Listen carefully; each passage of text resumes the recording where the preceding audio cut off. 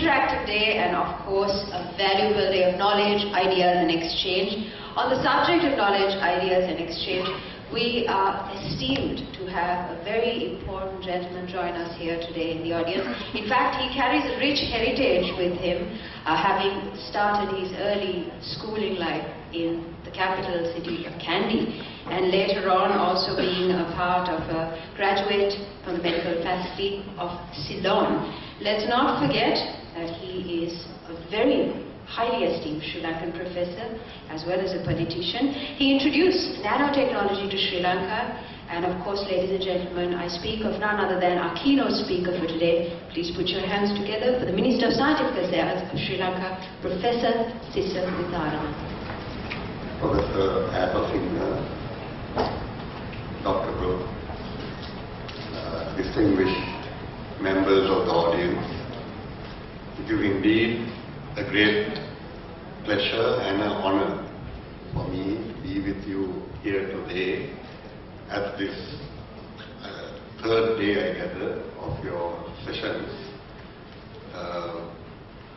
the World Summit Award Congress, and to say a few words from maybe our Sri Lankan perspective, but I hope with a global outlook.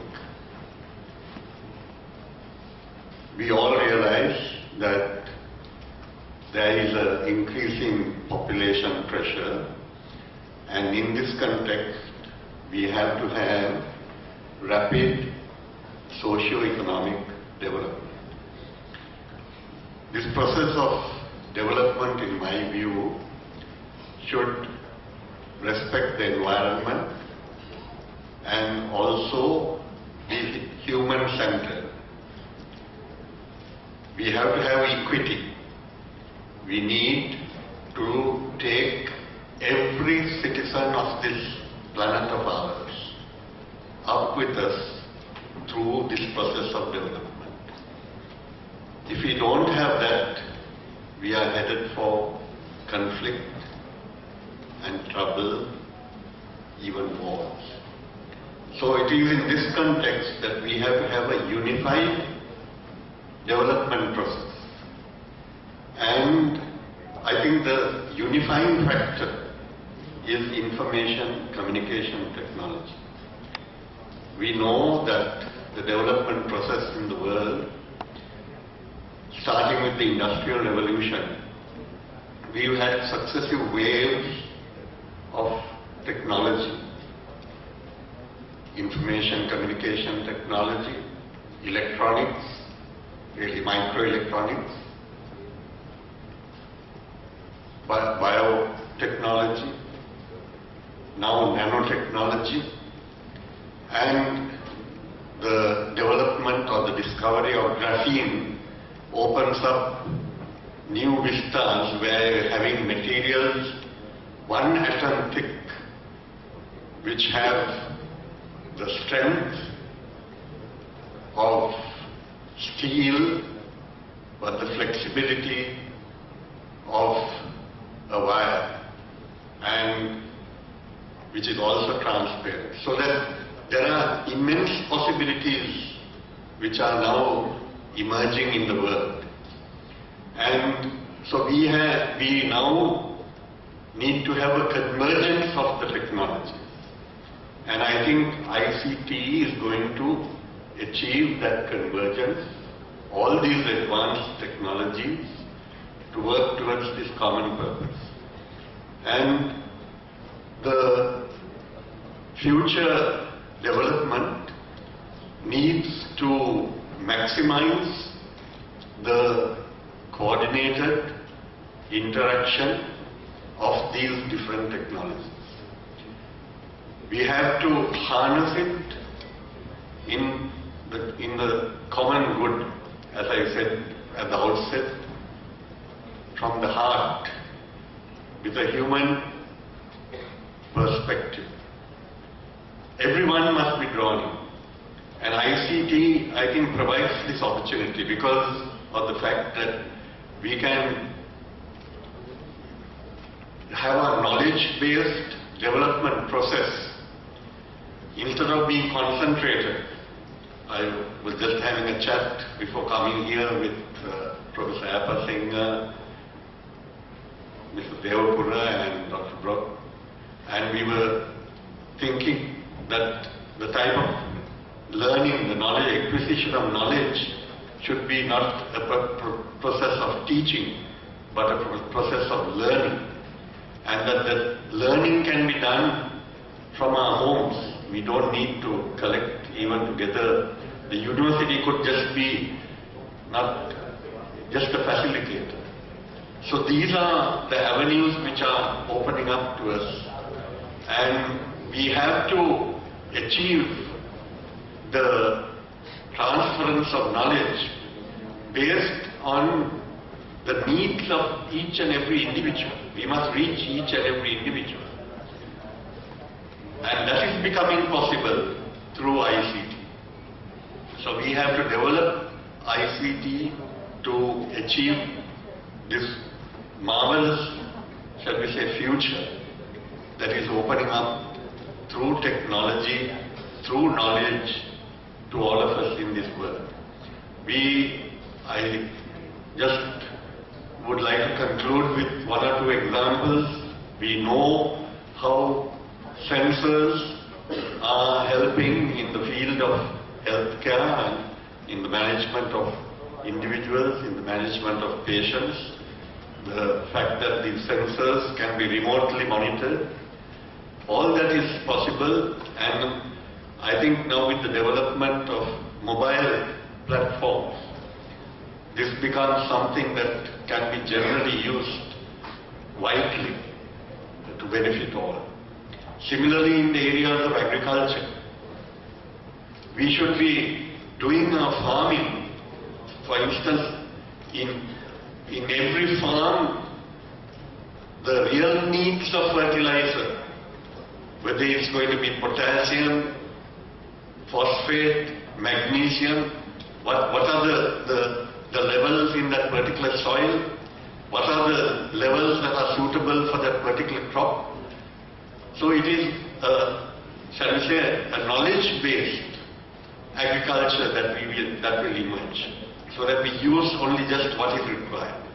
So these are the avenues that are opening up before us, and these pose tremendous challenges, especially to the young minds that are gathered here today, because you have to make use of these technologies to generate the methodology, the ways by which we can maximize the benefit to humankind. So I'm sure that this conference, this Congress, will promote that. And I'll take this opportunity to thank the organizers for having chosen Sri Lanka for this event. And I thank the organizers for having invited me to say a few words on this very important occasion. Thank you. Once again, thank you very much to Professor Tissa Vitarana for the time taken and also for being with us here at this very momentous occasion. Ladies and gentlemen, I hope you're relaxed, rejuvenated and ready to start on another fantastic day of interesting and exciting exchanges of ideas and topics. It's my pleasure now to introduce you for the first session today, which is Social Entrepreneurship, Social Activism and Youth Taking Action on MDGs, a gentleman that needs no introduction, the friendly face in the audience, Dr. Peter A. Brook, WSA Chairman, who will take on the speakers, and we wish you a fantastic day. Before I start this morning, I want to thank very much the Minister for Scientific Affairs here in Sri Lanka, my good friend, Professor Tissa Vitarana. It's very rare that people at the technology conference put so much emphasis on having a 360-degree view of technology. In many places we talk about 360-degree media, but what you provide is a 360-degree view of technology going from graphene, which will revolutionize more even than the Industrial Revolution, the way we have used materials, all the way to what actually e-content can do, which is revolutionizing the way we are knowing things and which we are actually trying to hand introduce to others what is actually already known. I want to thank you for this kind of view. I want to make sure that we understand that the issues which we are dealing with are not mere technological, but they are cultural and, above all, they are organizational. In the session which we will start now, we will look at the organizational side from that perspective of where we want to encourage, not we want to encourage, where young people shall encourage themselves also in terms of having an attitude of taking hold and achieving ownership of technology rather than being recipients and consumers of technology. We want people not to be just users, but we want people to enable, to be producers, and the people in this room here are outstanding because they have been selected from thousands of others because of their way of taking charge, their way of using technology not just to tell other people's stories, but how to intervene in their local communities.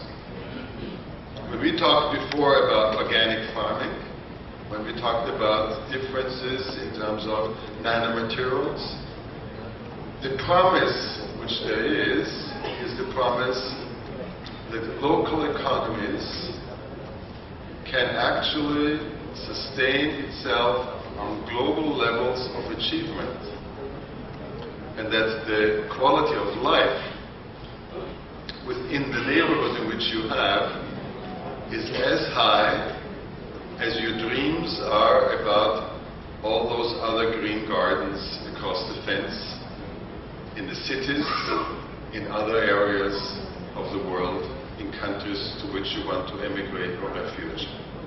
And that is something which is so important. When we talk now this morning about social entrepreneurship, social activism, and youth taking actions on MDGs. When in the year 2000 the United Nations, for the first time in human history, was not pleading or praying, but using a modern managerial approach towards the alleviation of poverty, the drastic reduction of extreme hardship for people who have no food, who have no shelter, and who cannot raise their children. It was at that time, in the year 2000, that there was a process kicked off which can inspire not just people in governments, but especially the young generation. And ending poverty, hunger and disease has been a dream and has been talked about in many ways over the last 2,000, 3,000 years. We are now at the verge of being able to achieve this, despite the fact, what you alluded to, that we have in many countries of the world an explosive population growth, which puts stress on the environment. And unless we are doing this in an intelligent way, and people themselves do it in an intelligent way, they will not get out of a negative spiral. The categories of the Youth Award, the World Summit, address these issues. It addresses the issues of fighting poverty, hunger and disease, and education for all. Very importantly though, we recognize in the categories of the World Summit Youth Award the most important aspect in terms of cultural change in the mindset of people, with the category Power to Women. Unless people get in their heads, in their hearts and into their stomachs the idea that equality of gender is not something which is an ephemeral goal, but needs to be a practical reality of how people interact with each other, they will not understand that the developmental programs around this world can succeed. Because if developmental programs continue to be gendered, they will fail. And that is true for every aspect of it, be it in the agricultural societies, be it in urban societies, be it in terms of industrial development, or be it in terms of social objectives. When we look at the category, Create Your Culture, we are looking at the category where people are actually engaging in things where entertainment and distraction is counteracted by people looking for authentic expression and engaging with each other, both in games and fun, but also in reflection in terms of their own identity and creating community. And that is something which is very, very important, because it is so pervasive globally that these dreams and these desires of young people are being used for exploitative purposes in highly commercialized, multi-million times of applications in video games and online multiplayer entertainment. An aspect which is also very key to social entrepreneurship of young people, but also to the revolution which we have in the restructuring of society, is addressed by the category Pursue Truth. Young people use internet, young people use mobiles, not just for the purpose of regurgitating what old people, chairmen, professors and presidents say, but what they are actually seeing as the reality in which they live. And in that kind of way, they are taking away the layers of lies which bureaucrats, which companies, and sometimes even professors try to lay on things by making them look good, looking at fine, and looking at comfortable.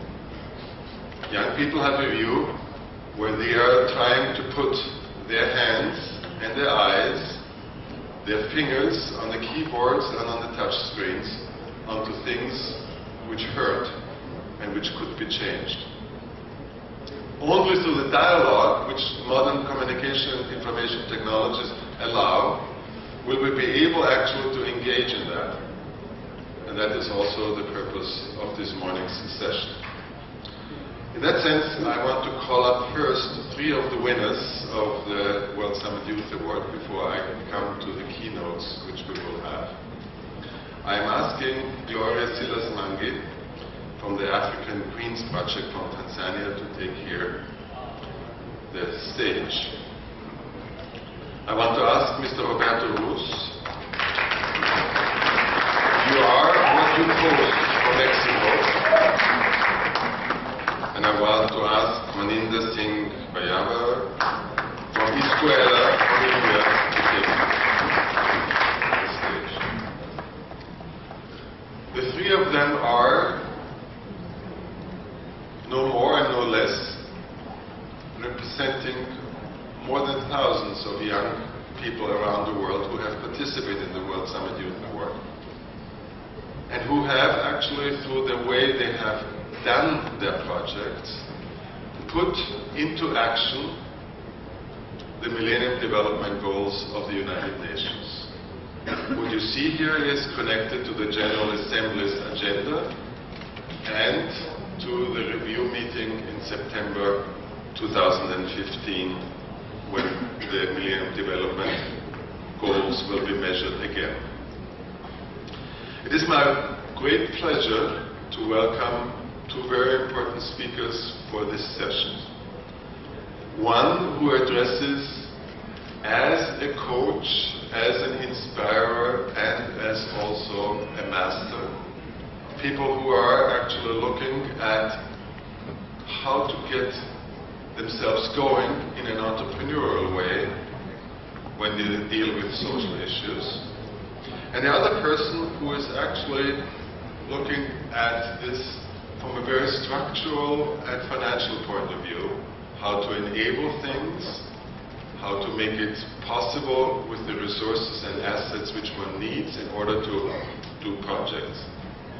I ask onto the stage David Sheltis, the financial advisor, author, and blogger from Thailand. David, are you in the room? Yesterday you had different color of shirts. I've seen that you are here in battle fatigue here. Please take a seat here. And I ask also Rita O'Sullivan, the country director, Asian Development Bank. She is here in Sri Lanka. I take that you have a red bag because there's a lot of green bucks in them.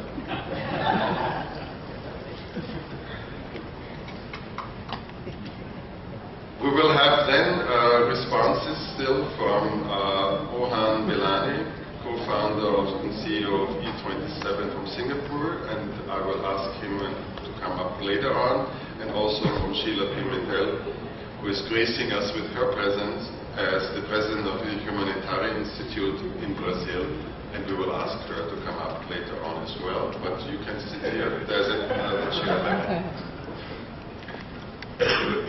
For the rest of the chairs, I will run. We will have as a mode of procedure that we will have again short talks, 10 minutes no more. But in order for the audience here to get out of the passive mode of listening to professors, you have to look onto your table, and you have to reach out for these colored cards. Can you just, everybody, pick up one of these colored cards?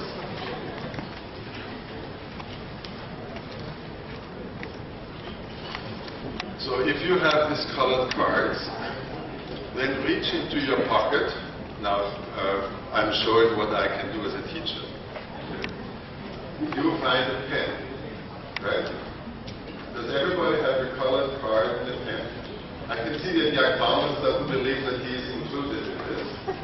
So if I see anybody who is not feeling included, then I feel that I have failed. Okay, and you don't want me to go out of here having failed. Okay, so colored cards and pen. What's the purpose of this?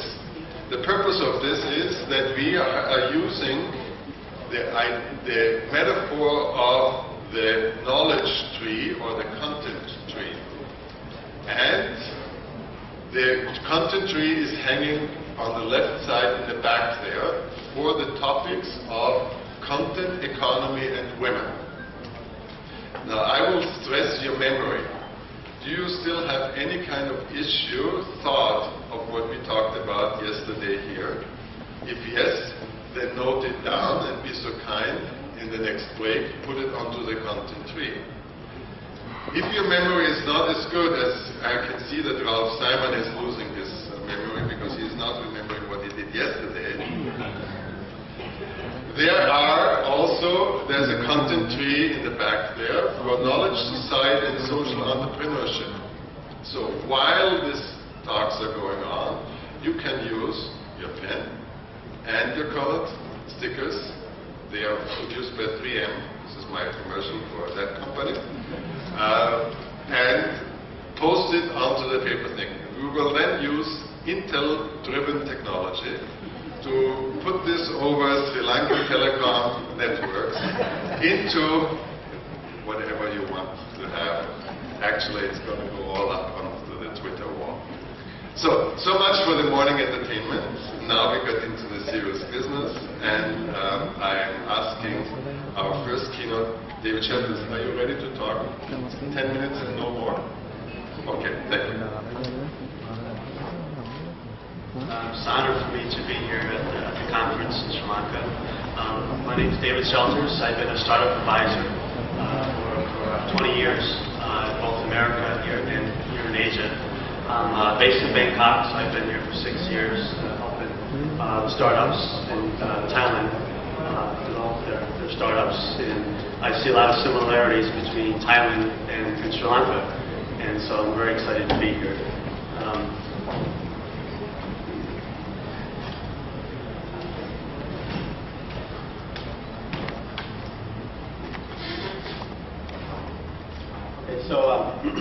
As a social impact venture, as a social entrepreneur, you face a unique challenge that other startups don't face. You have to both create financial value and social value. And so sometimes these may conflict. So there's a balance that has to be done and early decisions that need to be made. So an appropriate balance needs to be determined because you need to create financial value and create social value. You're dealing with different structures, stakeholders, and metrics to measure your progress.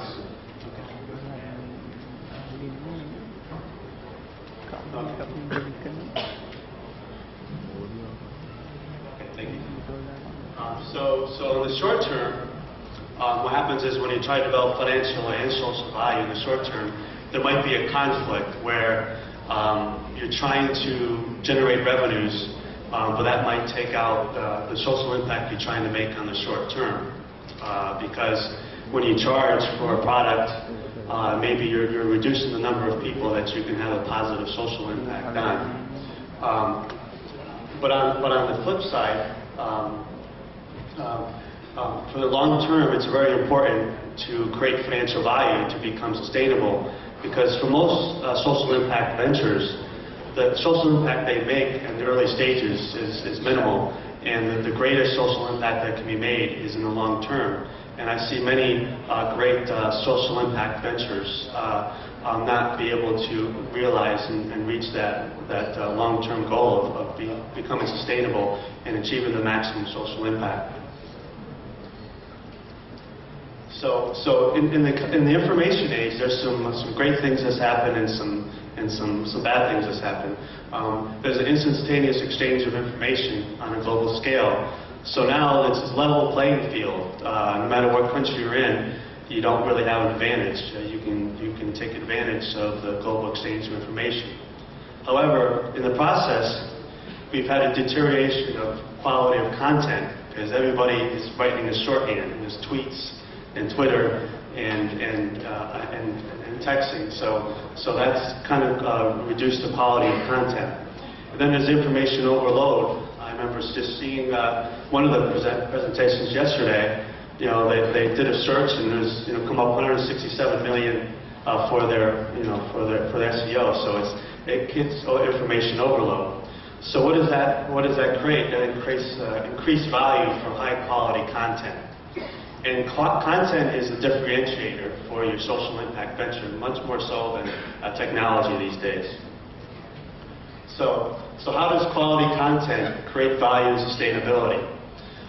So what it does is, by creating high quality, focused, and original content, it's the best means for online business to create financial and social value and attain sustainability.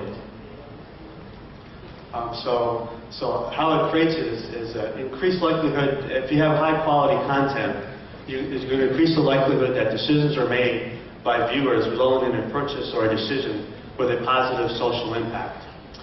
Creation of new opportunities to generate revenues, and increasingly more important than technology as a differentiator and vehicle of sustainability for tech startups. So content has become the differentiator. If you're an online business, the quality of your content is going to set you apart from other ventures that might be crowding your space. Before, technology was a big thing. Everybody got patents. The startups exited in 5 or 7 years, and there's an enormous amount of money involved. But nowadays, it's more about the content.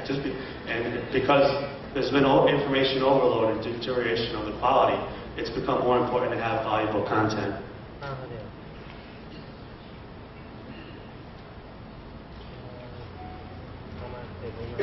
So how do we create high quality content? So there's 6 winning characteristics that I've seen over my 20 years dealing with startups. One is the content has to be actionable. It has to be original, empathetic, engaging, current, and accessible. So to be actionable, content is proposed with the intention to assist viewers in making a decision, whether it's a purchasing decision or a decision that has a positive social impact. So it's not just good enough to just make content interesting or provide information that might be trivial. You need to have content that actually helps people make decisions that's positive in what you're trying to accomplish. So an example would be, ratings and reviews. Information that can help people make informed decisions. So another thing about with actual content, I see a lot of times, this is for addressing the policymakers out there. Usually when people talk about policy as it relates to startups, people focus on technology and the business regulations. But liability laws can be very restrictive too. Liability laws are put in there, to counter paparazzi effect or make sure that things aren't said bad to certain groups, and that's all fine. But we have to have a balance where liability laws do not prevent startups from providing valuable content that's actionable. Actionable in that it's going to help you, give you a review, a consumer report, or a review, or a rating to help you make a decision. So for policymakers, it's very important to look at the liability laws. Make sure you're not restricting the ability of your startups. Original. So original content creates both value and sustainability. So if it's new in a primary source, it creates value. It's new. It's different. And so that's where you create the financial value. Because it's original, it's also unique, which helps you differentiate your startup, which is going to lead to sustainability. So sustainability has two aspects. It's the having the financial resources to sustain the venture, but also to have that uniqueness and keep that engagement going, to make the users come back.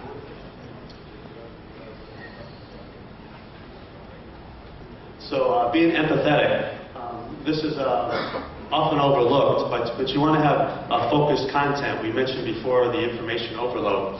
You want to target those most passionate and interested in the subject matter that you're dealing with, and create the sense amongst viewers that you and others share their passion and interests. So this is very important to make people feel that they belong and create a team atmosphere. And so how do we convey empathy? One of the best ways to do it is establish or leverage an electronic community of interest. So electronic community of interest could be like a blog, that covers a certain topic that is relevant to the impact you're trying to make. And what it does is it enables you to do a few things. So what you want to do is write in a personal manner.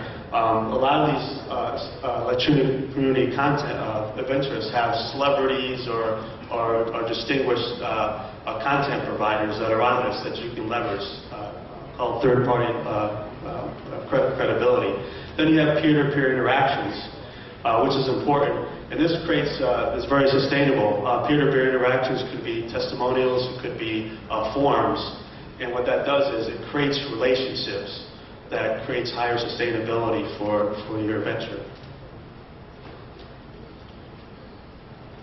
The benefits are it attracts passionate viewers, so it creates value.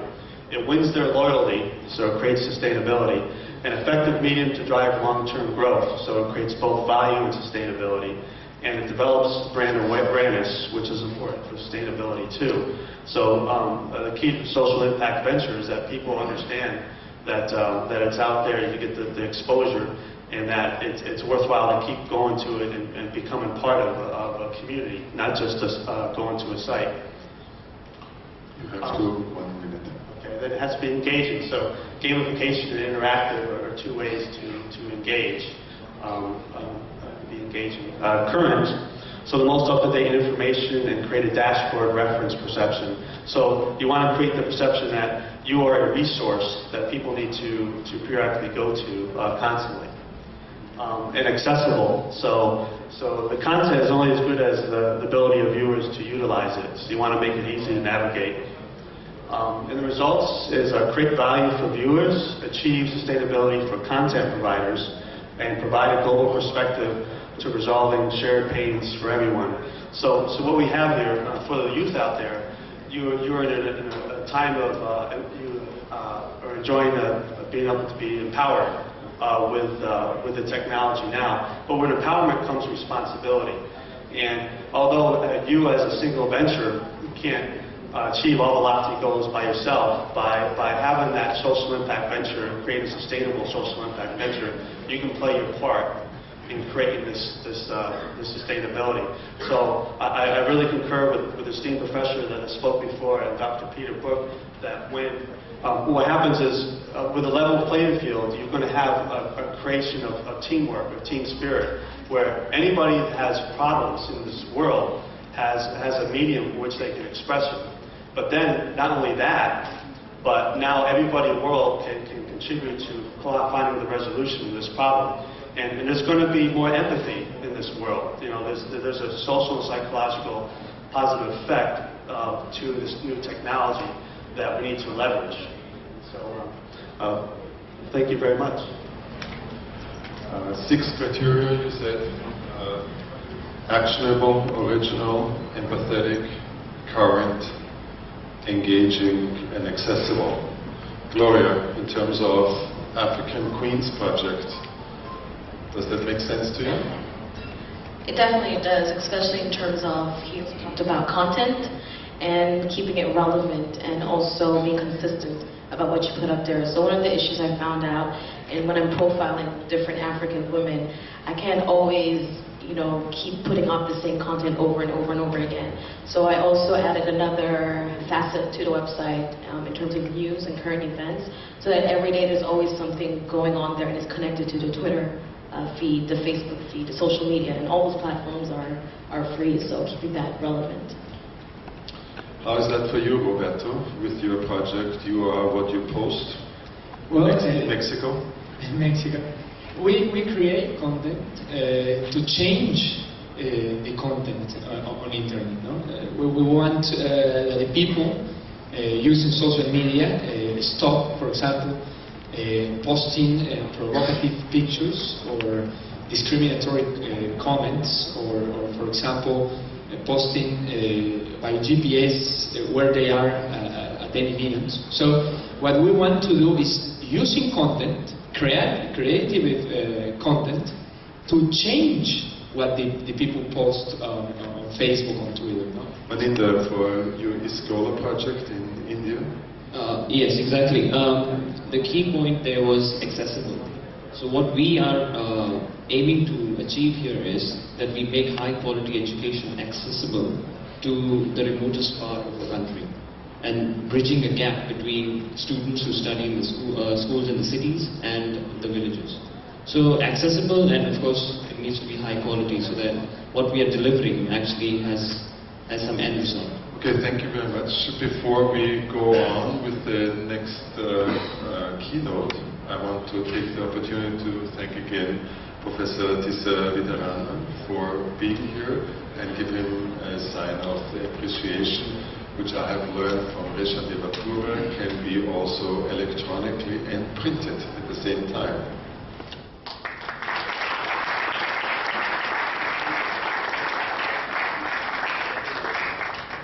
So thank you very much, David, again for your introduction. I think that your presentation is surprisingly hands-on, and that is wonderful. Especially hands-on because you were not interested in gadgets and hardware, but you really spoke to the issue of content and application development, and I want to thank you for that. Next, I want to ask Rita O'Sullivan. Rita, you have been involved with a lot of different types of projects, and we have invited you to talk about ICT, youth, and smart analytics, the EDB's experience. Please, Rita. Mr. Singer, Mr. Brooke, distinguished guests and participants, good morning. You may well think where ADB fits into such a program, but what we're doing, the role is to bring these ideas that you're developing and work with our developing member countries to take them forward and pilot in the first instance some of the new innovations, and to really get the governments to understand how the innovative impact and the catalytic effect that these new innovations and ICT can bring. Now, for some of you outside the region, if I can just step back a minute, ADB Asian Development Bank, we're a regional development bank. We are owned with 67 member countries. We lend and give grants of over 16 billion a year in the Asia-Pacific region, and our mandate is to alleviate poverty and to enhance our developing member countries with their Millennium Goals. So, it's what we're doing here in Sri Lanka. I have a $2.6 billion portfolio and quite expansive reach. For example, in the infrastructure sector, we're working on rehabilitating and developing roads. Those of you who've been to Galle, you would have gone down the new expressway. That's the first in Sri Lanka, a flagship project. You would have seen this fort extension. We were working with the government to develop that. But going back to the roads, the minister complained to me, Rita, we build these roads, but then we've got sand trucks, overladen sand trucks coming and breaking them up before very long, because we need to do all this building in Colombo, as you saw last night. And so what do we need to do? So we're working with the Road Development Authority to work on an operations and maintenance program.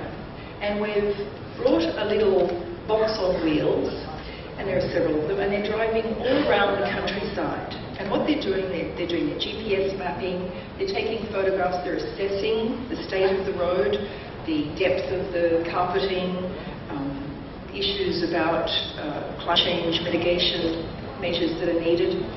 And so with this database, the planner in the Road Authority can go across a map, and for example, there might be a river going across. If they put the cursor onto that, a window will open.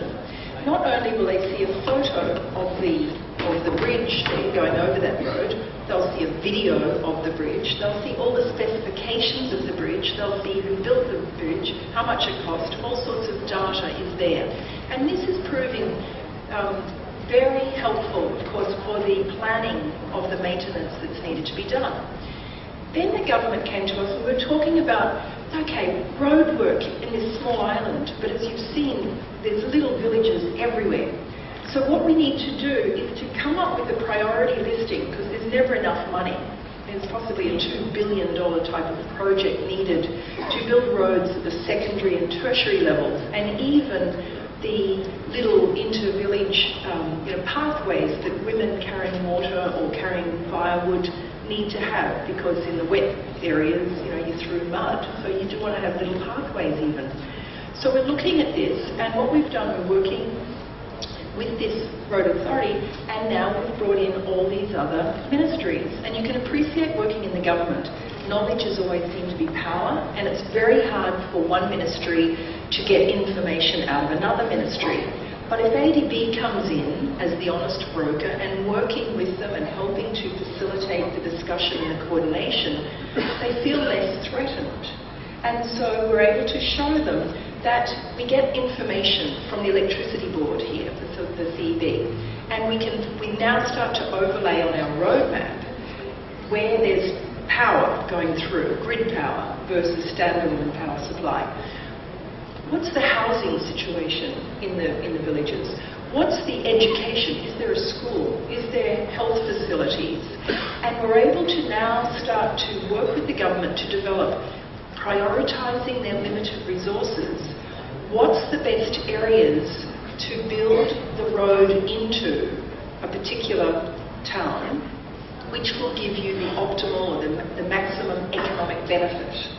Now, ultimately, we want to build everywhere and enhance the roads everywhere, but the reality is there is not enough money. And so this has to be done very objectively. So to bring all this census data and everything together into a large database for the first time in Sri Lanka is really proving very innovative. It's helping with the planning, the physical planning as well, as you can imagine. And talking with Professor Singer, this will get further and further data into this and be able to really work very critically with the government with their limited resources. Let's now then go to education. And Sri Lanka was always very famous for its strong, robust education system, but unfortunately, the impact of conflict over 30 years has meant that the education sector has been significantly degraded. So we're looking now at distance learning and working with that, and an e-learning program. But it's great, everyone knows e-learning, excellent. And we're working science and math for the years 8 and 9, and we're using Khan Academy material, which is in English and Tamil, because in South India they already translated. But we're translating 2,700 odd units into Sinhala, so we can use it there as well. But when we're doing our pilot, the teachers were a big challenge. They were very challenged by this, because here the salaries are very low, and they actually earn money tutoring in the evening, in the afternoons. And so they felt this new system where the kids didn't need the teacher. And what we're able to show was that no, the kids will, the innovators, the smart, they will take these programs and move ahead. They will then teach the next level of smart kids, but the teacher is still needed to help the slower kids, or perhaps sometimes the smarter kids, to move forward. And so we were able to show the teachers this is a win-win for everyone. It meant their workload was not so stressed. And so we've got the unions on side, and we're mainstreaming this e-learning through the country. I can tell you lots of other stories. Let's go to GMS, the Greater Mekong area, southern China, Thailand, Cambodia, Laos. We were building north, south, east, west roads, opening up these areas, and what's happening? We've got HIV, major problem, truck drivers, human trafficking happening, drugs happening, the explosion of HIV. But again, this need to target each individual was critical. What we had to do, we had mountainous areas of small tribal groups who did not have, could not read. We had to go back to the old radio, and we had to go back to animation and comics and posters. And we used the software technology to translate and to be able to disperse this right across all these areas, and to bring particularly to the women, educate the women, and you have power, and you have great ability in the community. And that's what we did to bring this. It's not stopped the issue, but it certainly slowed down the rate of HIV infection. I was in the south of the Philippines, 5 hours on a goat's path in a 4-wheel drive, and we were talking to the local people. They cut about a metre, timber into about a metre. It's on a 60-degree slope. So the water buffalo and the caribou can only pull this weight up the hill to bring it to the road. Then along comes the truck driver and buys the timber. The truck driver puts it on scales, which are wrong. Gives the price, which is lower than market. Makes the calculation, weight by price, gives the wrong number. Gives the money, wrong money. Because these people don't know. We brought in 1 phone per village at the start. The local people could call the regional town and find what was the price of timber, the spot price. The kids, we went to the kids and we taught them how to do the calculations on the phone. We taught them the money, and then suddenly we've got 60% more money going into those villages than they had earlier from the use of one little mobile phone. This is where innovation really is quite powering when you step back for the cost of $20 phone. On the analytical side, ADB is a knowledge bank. We work with our member countries. You have 1 more minute. Thank you. And you'll see on our website, adb.org, incredible data about Asian bonds. And this has evolved. We have current data not only on the government bonds, but we've been able to now extend to corporate bonds. We're developing an SME online database. We show all the regulations, all the issues that are needed, all the current trading data, all this sort of information brought together, which the countries were not able to do themselves. We host it in ADB, but the idea is to bring those databases as we build up the ICT agencies in our country. We'll then hand it over to them when they're ready. But in the meantime, we can have all of this data available. So have a look if you're doing any analytics on things like that. And let me just, for 1 second, congratulate the winners who the to-be. I understand the judges are still working hard on your assessments, but congratulations for everyone who actually applied. This is what's important, and I hope that we can pick up some of your ideas in ADB and work with them and take them forward and mainstream them into our developing members country. Thank you very much. Thank you very much, Rika. When you listen to Rita O'Sullivan from the banking sector, what would you want to know for your eScholar project in India? For her.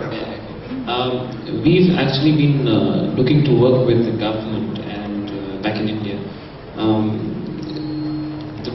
The biggest challenge we face so far is the funding from the government or sources like yours, where the UN or the bank is working with the government. So how do you see which solution, or where's the platform to where a bank like yours will see which solutions are apt?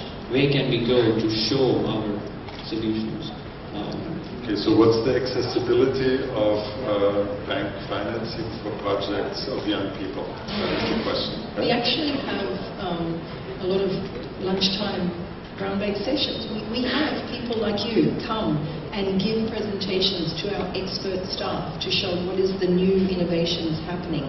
And we pick it up because we've got the staff designing. We also use a lot of expert consultants who are top of the field to bring that together.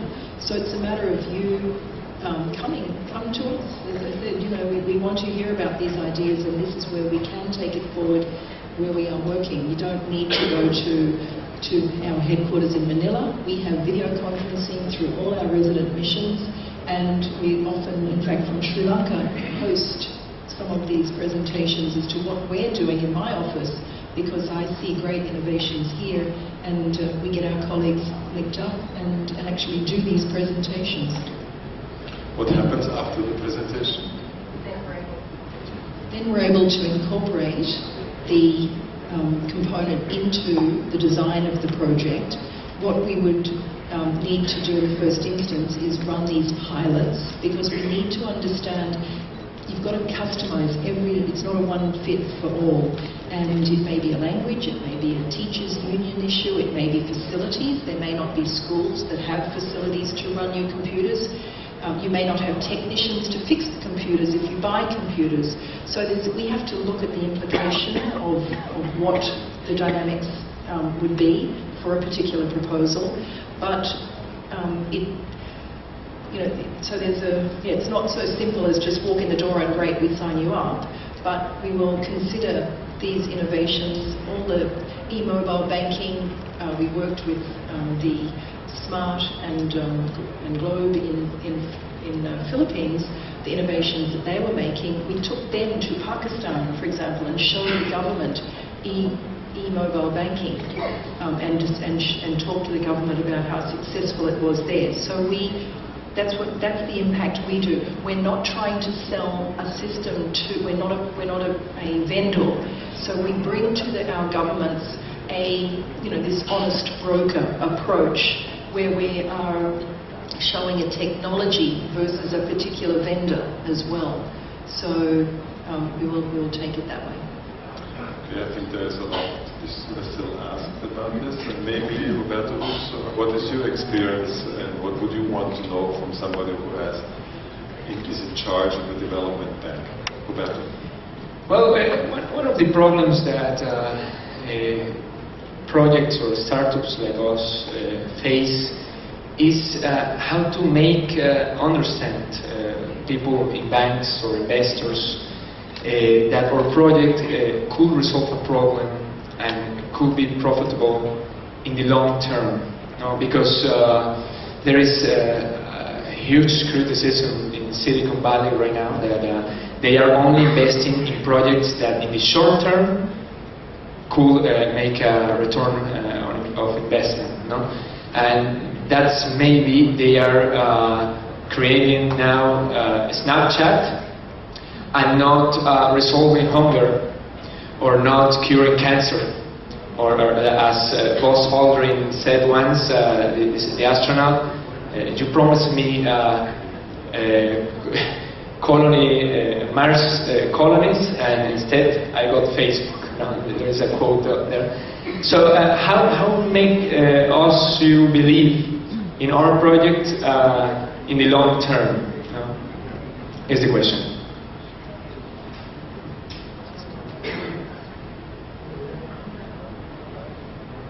Hello? There we go. It is a complete issue across the board, and we work with SMEs. We have not only a public sector arm, but we've actually got a private sector arm as well, like the IFC that is linked to the World Bank. And a lot of the issues with helping smaller, they're too small, the transaction costs are too small. So what we're trying to do in countries is to put together a venture capital fund where smaller operations like yours could come.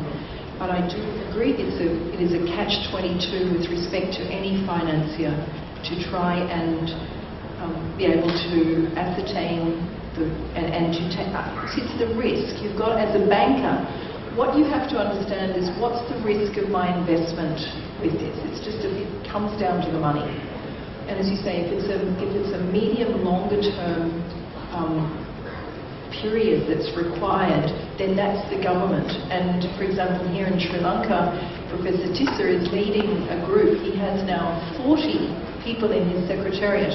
They're mapping all the R&D that's going on in the country, and to try and bring to the researchers the idea of patenting, because often here in Sri Lanka, particularly in the government institutes, they just want to publish.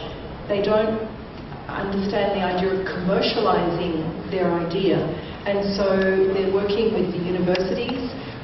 Some of the business faculties now are working with the government institutes to patent some of these good ideas and to then take them forward. This is where governments have a bigger role, and as you say, for like ADB to work with the governments to get the enabling environment for the startups to have a go, because from a commercial banking perspective, you're too much of a risk, and that's a universal dilemma that you have. But for example, as I say, here in Sri Lanka, we're working with the government to understand there's a risk, and they're ready to take on that risk where they can and develop this and take it forward. But it costs money, and you have to show the world that there will be some benefit, and the taxpayers, and Professor Tissel is here, the electorate has to understand this is a risk. So I don't have the solution. I don't have the easy solution. It is not. But I would keep knocking on the door of the government in the first instance as well. Your commercial banks are a difficulty, as you are finding. They don't get it. So what you have to do is either find your angel investor who will go with you, or keep it advertising and keep pushing knocking on doors, that sort of thing, or alternatively, through government institutions who may have a longer-term view and be willing to take it on. Let's ask somebody who knows about how to do this. Vishnu Srimandakan, is he here? Vishnu, are you here? Hi. Please come to the stage. Vishnu is a person who is working with the Ashoka Foundation. He's the country director for Ashoka. Many of you know that Ashoka is actually a global network of young entrepreneurs who are actually very much focused on the social side of entrepreneurship. Vishnu, what is your experience regarding young social entrepreneurs and their experience with banks, with development banks, and also in getting into an objective, transparent process of being actually able to access financial resources for doing their projects? Explain what your experience is. Sure. Let me be brutally honest here. I think, this is what I expect you to be, actually. You don't have to apologize. Let's give him a hand for honesty first. Thank you. Now I want to know if you're honest and brave. I will try my best. I think when you talk about any large banks, especially the ones linked to the government, and no offense here to anybody, the challenge is these large institutions are not used to handling smaller monies. They handle probably hundreds of millions, if not tens of millions, at least is the size they would normally handle. Now, if you're talking about a young social entrepreneur, a young person who really wants to cause change, he's probably dealing in the hundreds of thousands, or even less sometimes. So there is a huge gap here. So I have seen a lot of social entrepreneurs, especially the young ones who are trying to use technology, struggle to find the right match of money which is available for them. Now, I just want to reflect upon the slides earlier, which talked a little bit about how you balance between social impact and, David was showing those slides. And I think it's extremely critical here to understand that when you talk about impact and investment, you have a huge challenge for a young social entrepreneur, because you don't have, the right monies to handle it. Because you're talking, when you talk about investment from a person who's saying, hey, do you understand ROIs? Do you understand, what's your multiplication of your profits? But on the other hand, he's really struggling to find out what's the impact. So I would really say that the hybrid model between using grant money to develop their technology to a certain extent before they're able to reach the scale or the break-even point is extremely critical. Now, an organization, the large organizations, need to create a hybrid fund which looks at supporting the grant money and then expecting a return on investment. Otherwise, it's going to be hard for the social entrepreneur, because right from day one, if you're putting him on the pressure to kind of deliver, it's really not possible. And secondly, I think from the social entrepreneur perspective, I just want to make this comment is technology is just an enabler. We need to understand that technology is not a solution. Yes, it can be a solution at some extent, but when you talk about social impact, you're really looking at the communities. The power of mobilizing the community is much more valuable than the tool itself. So as an entrepreneur, if you're seeing it that perspective, then you also need the investors who see it from that perspective. Because again, you can invest a lot of money in developing a tool, but if you don't have the access to the right community, it becomes a challenge. So I think from both sides, you need a hybrid kind of an approach. It's a very interesting point. How do you measure the return on investment in terms of community change? Are these points in happiness?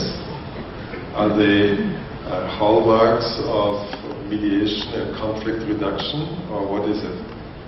That's why I said, there's no hard facts. You cannot just put a return on investment percentage on your community, right? So it's basically looking at a lot of factors which surround the community. For example, we struggle a lot. I think all social entrepreneurs know that there is no one way to measure a social impact. But it could be as remote as measuring what's the average weight of children going to school. Meaning, there's a nutrition element to it. Or you're talking about how many deaths of children under the age of 2 is happening in the village. How many pregnant women are anemic in that community. So, there could be a lot more metrics which are slightly indirect, but it definitely relates to your work as well. Thank you very much, Vishnu.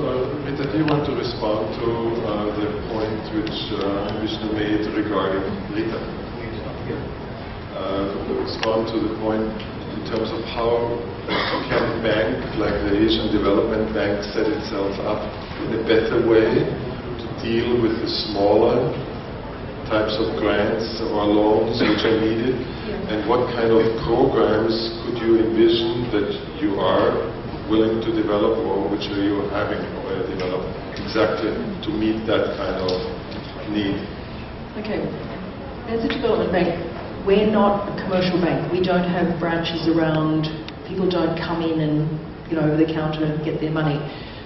So what happens is we then support, we'll give a line of credit or a loan to state-owned banks, state-owned commercial banks or commercial banks.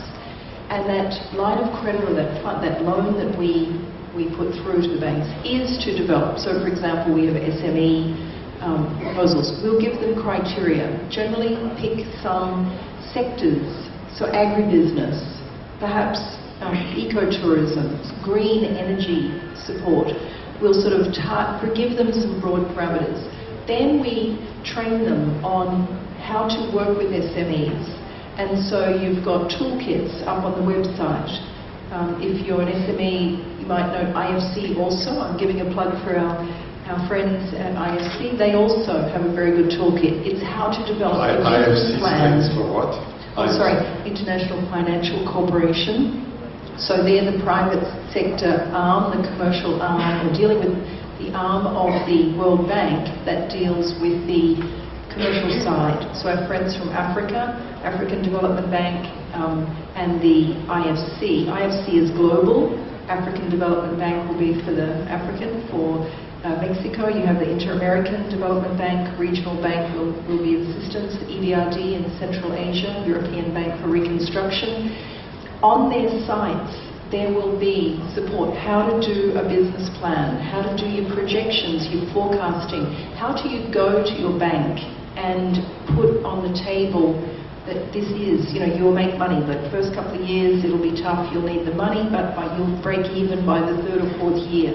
These are just as important as your whatever it is, the innovation that you're producing, this commercial side of it's very important, to put together the numbers and look at that. And there is advisors, and I say online, there's quite a lot of advice. You'll see if you do our DuckDuckGo searches for SME toolkits, and if you look at ADB, for example, if you add ADB to that, you will see our toolkit, and that will give you a lot of help in the first instance going forward to put together your business plan and your whole financial plan that you need to have going to any financier, anyone, even if it's a government institution. Gloria, what's your experience with banks?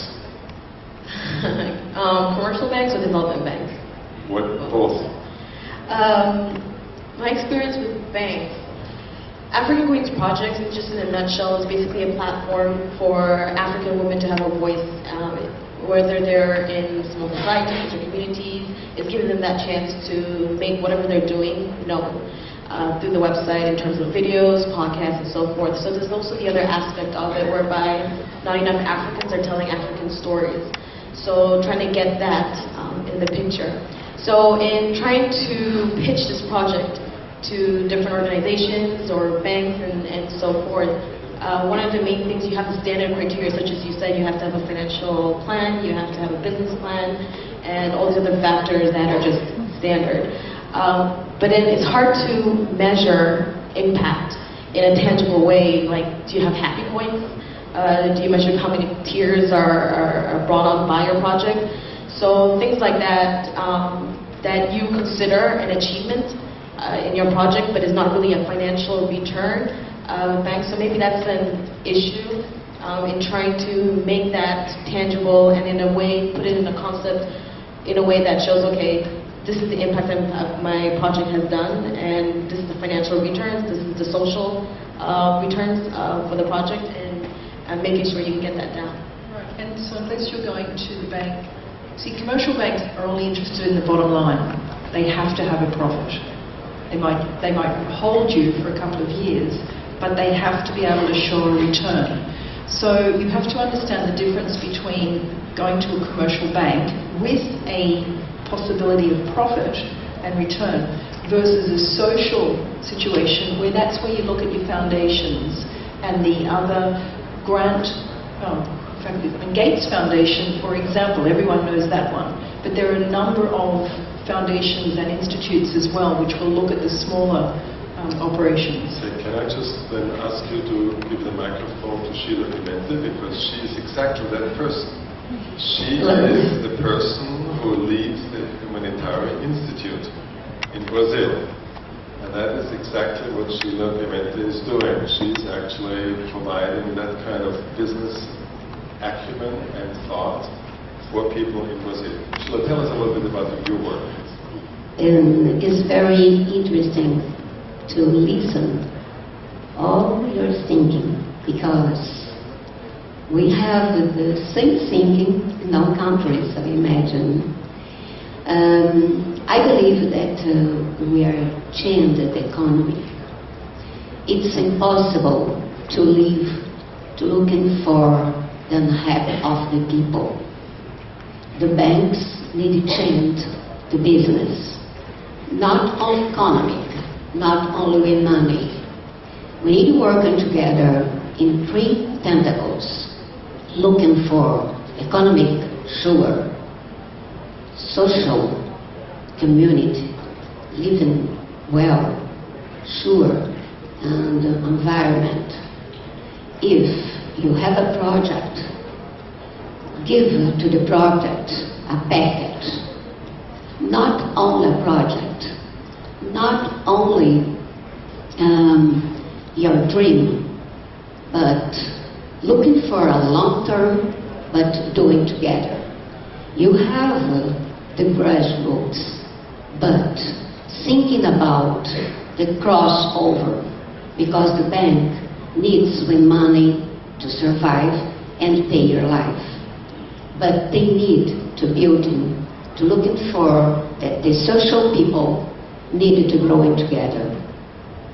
I believe that we can do all the things together. Like a bank. Thinking like a bank, we need to have money. but social to diplomacy. Going now together, going now looking the local, but ask about other countries doing, because it's natural. We are here to have a mission together, not alone. Thank you. Thank you very much, Sheila. I think this is a good way of closing this, unless David wants to add something. Yeah, I just want to make a few comments. I work with a lot of social impact ventures, and there seems to be a formula that works. We really have to think from a different perspective how organizations like yourself that have social mandate and social impact ventures actually work. One is, I just make a recommendation to the NGOs and also recommendation to the startups. First, for the startups, you don't look at NGOs as a source of direct funds. You look at them as customers. What we've found is that a lot of social impact ventures are able to go to Asian Development Bank or an NGO and sell them aggregate data. Because as startups and social impact ventures, and we talk about social metrics and how do we measure it, social impact venture startups are actually in a better position to collect and aggregate this valuable data than the bigger, larger corporations, bigger foundations. And the foundations are willing to pay for information because they can quantify the value of information that they buy or collect from you much easier than trying to measure social metrics. So you should look at them as customers where you're giving value to them in return for funding. And for the foundations, the NGOs, on a financial side, it is inefficient. And this is the problem faced with big venture capital firms as well. It's very inefficient with high overhead to invest and provide grants on a small scale to individual startups. And indeed, for startups, it's not usually worth the time and effort to apply for these grants. But what foundations can do is, on an investment side, invest in things like incubators, invest in bigger projects that help that have an impact on multiple startups in the community. And the biggest asset for a startup is not human resources, it's not finance, it is trust. Trust is the biggest asset for a startup. Trust is going to get you funding, trust is going to get you the networking you need, the knowledge resources you need. It comes to trust. And what Asian Development Bank and other foundations provide is very valuable third-party credibility. And so this is how you can work together, where you have some kind of working relationship with Asian Development Bank. Asian Development Bank agrees to provide a platform, for startups to get exposure, and it's a mutual benefit because the foundations have a social mandate, and so they can show that they're afforded in that by working with at a more grassroots level. So these are, being creative is not just about creative in technology, it's about creative of how to develop mutual beneficial relationships with the different participants in the technology community. Thank you very much, David Shelters. We will come back to exactly these kind of topics tomorrow at noontime for the fishbowl session. Thank you very much for these very concrete ideas. Let's give us an activity now. Clap your hands. And let's have time of appreciation. I have learned this already, that I cannot close the session. Thank you very much, Professor Peter Brook. Yes, signs of appreciation. It's a very Sri Lankan thing. It's our way of saying thank you for the time spent and also for the wonderful input. To do the honors, of course, I'd like Professor Peter Brook to take the stage along with Professor P.W. Singha, the Chairman ICTA. If you could join us, sir. First of all, we'd like to give out the award to our younger contenders here. Gloria Celeste Mangi from Tanzania, the African Queens Project. Ladies and gentlemen, a hand of applause to her. Our our way of saying thank you to you, madam, from WSA and the ICTA as well. Your watching force.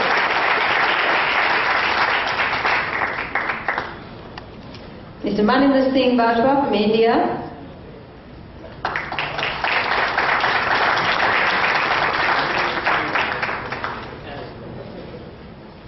Our first speaker today, Mr. David Shelton. Will you take the stage, sir? Our way of saying thank you. He's the financial advisor of and blogger, WSA and Thailand. A very popular face among the Sri Lankan audience, Madam Rita O'Sullivan. Thank you, madam, for your time and for joining us here today with a wonderful input.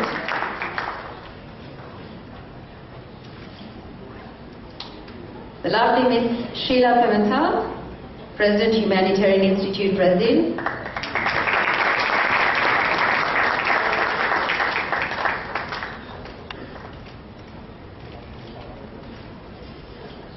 And last but certainly not least, taking entrepreneurs to another level, Mr. Vishnu Swaminathan.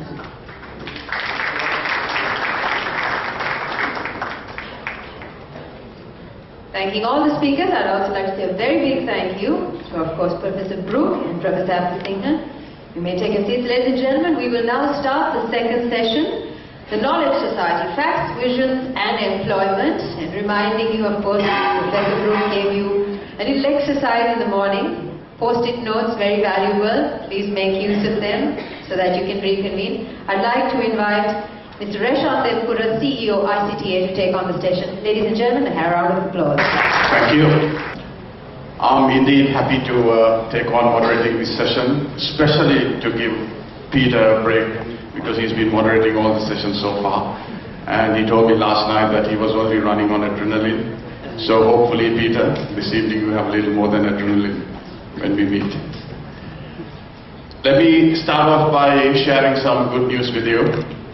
Last night in London was the International Outsourcing Awards night. And the award for the Outsourcing Destination of the Year 2013 last night was won by Sri Lanka. I'd like to take this opportunity to congratulate and thank the IT BPO industry in the country for all the hard work that they have put in to get this great achievement for the country. Okay, let me start off by inviting all my panelists first on stage. I'd like to invite Mr. Manu Sekram, who is a pioneer in the Sri Lankan IT industry first. Also, Mr. Govind Nair, Mr. Jeet Fanan, and also Suresh Anandappa from 3M. Okay, so our topic today is the Knowledge Society. Very interesting topic. Peter Drucker of Peterbrook in 1969, Peterbrook is not that old, in 1969 first defined what the Knowledge Society is and what a knowledge worker is. I think those definitions are still valid, but the visions, the facts, what Peter Drucker imagined, dreamed of a knowledge society back in 1969 has probably gone far beyond what he imagined with the advent of the latest technologies.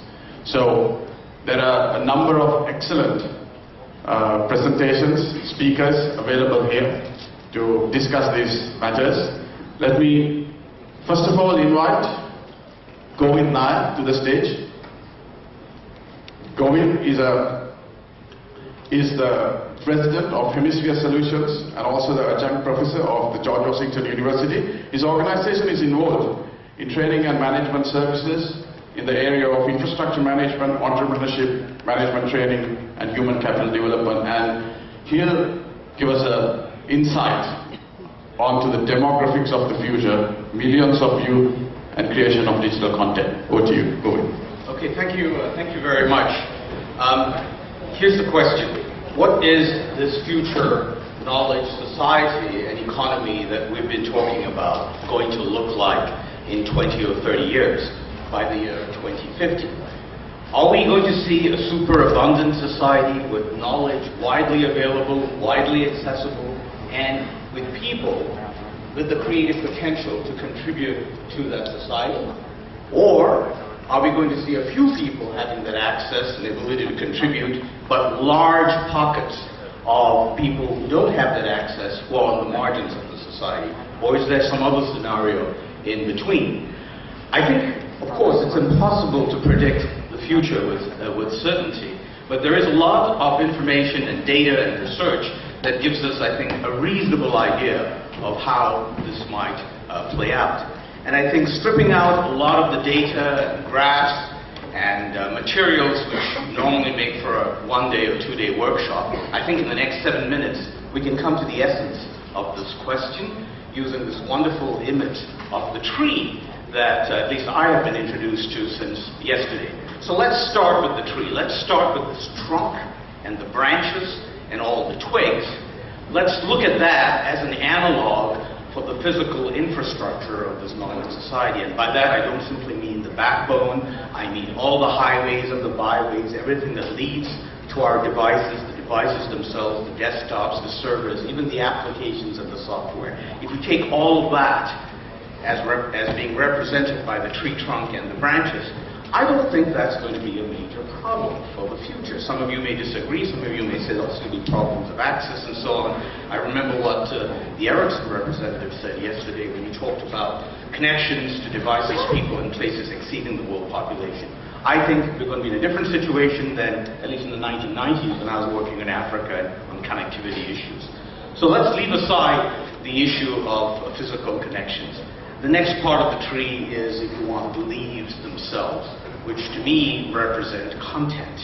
Big subject in this seminar. Content in its rawest form is simply digital symbols, zeros and ones, whether it's video, text, voice, whatever form it takes. I would make a strong statement that that's not a problem either. I would say that we don't live in a deficit of content, or we will not find that to be a major problem in the future.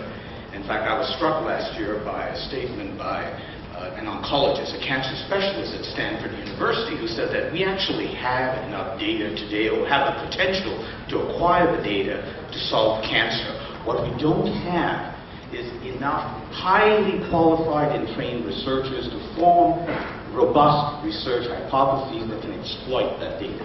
And so this brings us to the third part of the tree, the people.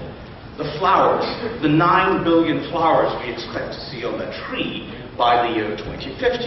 You know, flowers of different ages, different capacities, different distributions geographically. I'm going to say a bit more about that in a moment.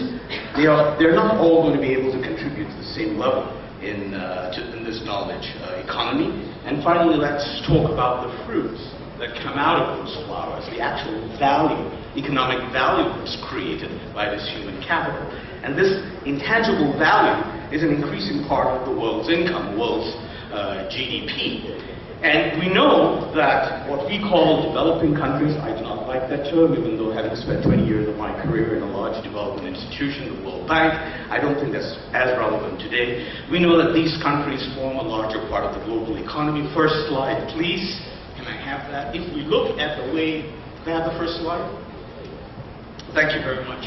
If you look at the way so-called developing countries and developed countries have grown in the last 10 years or so, and this graph, all it does, it sets up an index at the year 2002, and it compares the rate of growth. It doesn't compare the level of income, the rate of growth, and it shows that there's been a divergence. Developing countries have grown much faster than developed countries. We've seen this, we know it's familiar. If we extrapolated from this, assuming this trend continues, does that mean that within 20 or 30 years, developing countries are all going to catch up? Unfortunately, this is where the dismal part of my training comes in. And being an economist, I do have bad news too. I have some good news, but I have some bad news. Answer is no. At least economic history teaches us that it is more likely that while many countries, in fact most countries are likely to rise, many of them are actually going to be stuck somewhere in the middle, and only very few will rise to the very top and catch up, at the very top level of that income. Next slide, please. So should I advance this on my own? Yes, if you look at this graph, some of you may have seen it. What it does is it compares income in the year 1960 and the year 2008 are different countries, and situates it with respect to the United States. If all countries were converging, then every dot on that graph would be moving toward the top right-hand corner of the graph, converging toward the United States.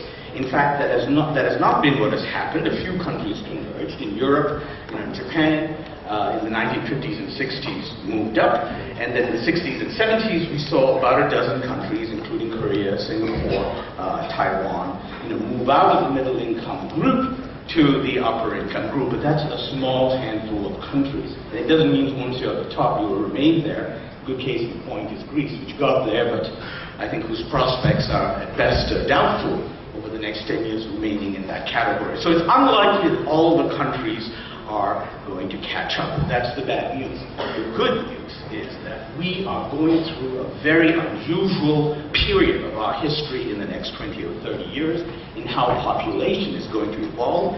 We've all heard about how we're all growing older. It's not news to any of us. There are going to be more of us. What is particularly interesting is to look at how the productive part of the population, or working age population from 15 years to 65 years, compares as a ratio to the dependent population. And we all know that in aging societies in Europe, to some extent in North America, that ratio has been falling. There are fewer and fewer, if you want, people in the working age population relative to the dependent population. That process has already started. It has not quite started yet in the so-called developing world. And in fact, we are seeing different timings in the developing world in terms of when that peak is reached and when it falls off. It has already occurred in China. China has already gone through that demographic dividend. It hasn't yet occurred in this region. In South Asia, that peak will be reached in 2045 roughly. In Southeast Asia, Malaysia and the Philippines in 2035. In Africa in about 2050. So it's occurring at different rates in different regions, and that's very interesting. Because if all these countries were able to catch up in terms of their human capital, then companies today should start thinking about where to locate their future production and their research and where to anticipate their consumption. Let me just show you a quick slide of how that plays out in case you're interested in the data. You see that we have a divergence here, and this divergence will continue for the next 20 or 30 years. Eventually, by the end of the century, we will all converge. We will all grow old as societies. Our median age will start converging. Now, it is during this transition period of the next 30 years that we have this unique opportunity in history when we're going to see the largest pool of human labor available to contribute to this knowledge economy, but that pool will only contribute if they're equipped to do so. And the question then becomes how we do that. We don't have time to talk about how we educate and skill people in detail, but we can't spend the next 30 years just rebuilding schools, rewriting textbooks, or recruiting teachers.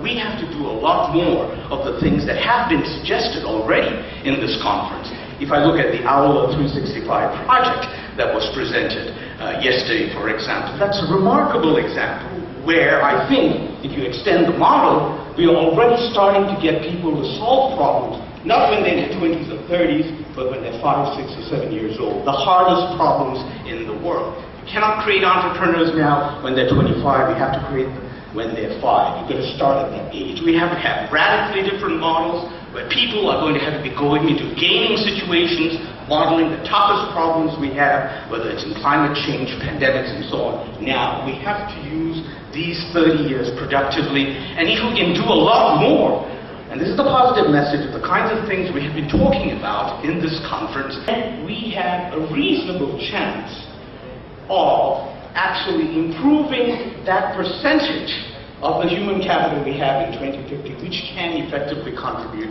to this knowledge economy and make that economy sustainable, make it greener. So that's the positive part of this message. This is not deterministic. The die is not cast yet. And just because not all countries are converging, and just because we will not all be equal in 2050, I'm sorry to say that all countries or individuals will be equal, it does not mean that we cannot get into a much more favorable situation. In fact, the prospects are very good for that, but it all hinges on our ability to capture this very unique opportunity historically in the next 20 or 30 years, particularly in countries like Sri Lanka, in Africa and so on, where these large cohorts of young people are growing. One or two danger signs. Number one, as we heard in the panel yesterday, women have to be a big part of this. They have a huge role to play. Youth has to have a huge role to play. Unfortunately, we see situations in many parts of the world where that's not playing out. Go with you. Gender, thank you. And youth unemployment at 50% in Southern Europe and other places. These are things that should not be happening. We are losing a tremendous opportunity by seeing that. So these are the kinds of things we need to be working on. So I think it's a positive message here. I'm an economist by training. I hope I don't leave on a pessimistic note. Thank you. Thank you, Govind. You spoke about the big role that youth and women of the future have. So, looking at a knowledge society, very quickly, can you tell us some recommendations of what these youth and women of the future need to do to sustain themselves and survive in a knowledge society? Well, they start being women and youth at a very early age. So I think we start at the very earliest age possible. And I do not think it's radical to get them involved in the biggest projects in the world at that very young age. If anything, it's a challenge to the adult members of this hierarchy to actually engage in these kinds of learning strategies and collaboration strategies that will make that happen. There are lots of experiments in the world where this is going on. We have to multiply that by several orders of magnitude. Thank you. So let's invite our second short talk speaker. It is Mr. Mano Sekara, who is the Chief Executive Officer and co-founder of 99X Technology of USA and Sri Lanka. 99X is a leading software product engineering company which has been delivering top-range solutions to high-profile customers and very recently has been recognized as one of the best companies to work in Sri Lanka. And Manu will be talking about the jobs of the future, best practices, profiles, educational capital and sustainable careers for millions. Over to you, Manu. Thank you, Rishan, and good morning. It's so nice to be here. And it's also fantastic. I want to welcome all the foreign delegates to the country of the future, Sri Lanka, right? And also to WSA for hosting this event and bringing it to Sri Lanka. Thank you. So, my task today is to talk about jobs of the future. I'm not going to talk about futuristic jobs, but I'm going to talk about jobs of the future. How do we create jobs which are needed for the future? If you look at the challenges of jobs today, right, there are 200 million people unemployed. 600 million people will come into the workforce within the next 15 years. Just think about it. And out of that, 40 million new entrants will be from Africa and Asia. These are mind-boggling figures. These figures are from ICTA, from World Bank. And we have a great challenge ahead to create jobs. And when we look at it, whose job is this to create jobs? Is it the government, the public sector, or the private sector? Whom do you think has the responsibility to create jobs? Any guesses? The answer lies in the private sector. Every 9 jobs out of 10 is created by private sector. It's not that government doesn't have a role. Government does have a role. I'll come back to that. But predominantly, all jobs are created by private sector. And who is creating these jobs within the private sector? And who will create this job in the future? Job creations can be only done through entrepreneurship. People like you and me, who are building companies, who have built companies, are the ones who are creating jobs. And the future of job creations will be fair and square with entrepreneurship. I'll tell you why. Today, the world is experiencing 2% growth. Some of our developed nations are even having minus growth. And there's a recession all over the place. So unless we challenge the old order and come up with new ideas and systems and business model and innovation, there's no chance that he will create these millions of jobs for his record.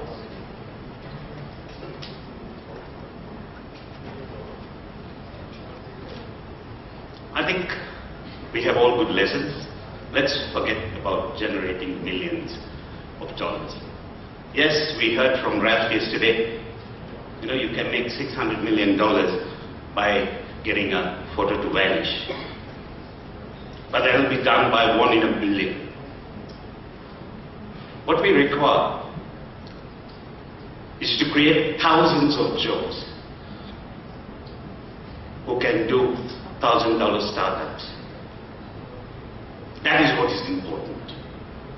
When you build a startup which is sustainable, which has a value proposition, which has customers, and you can repeat this and earn $1,000 a month and then make it $1,000 a week and then make it $1,000 an hour, which will give you $8.7 billion.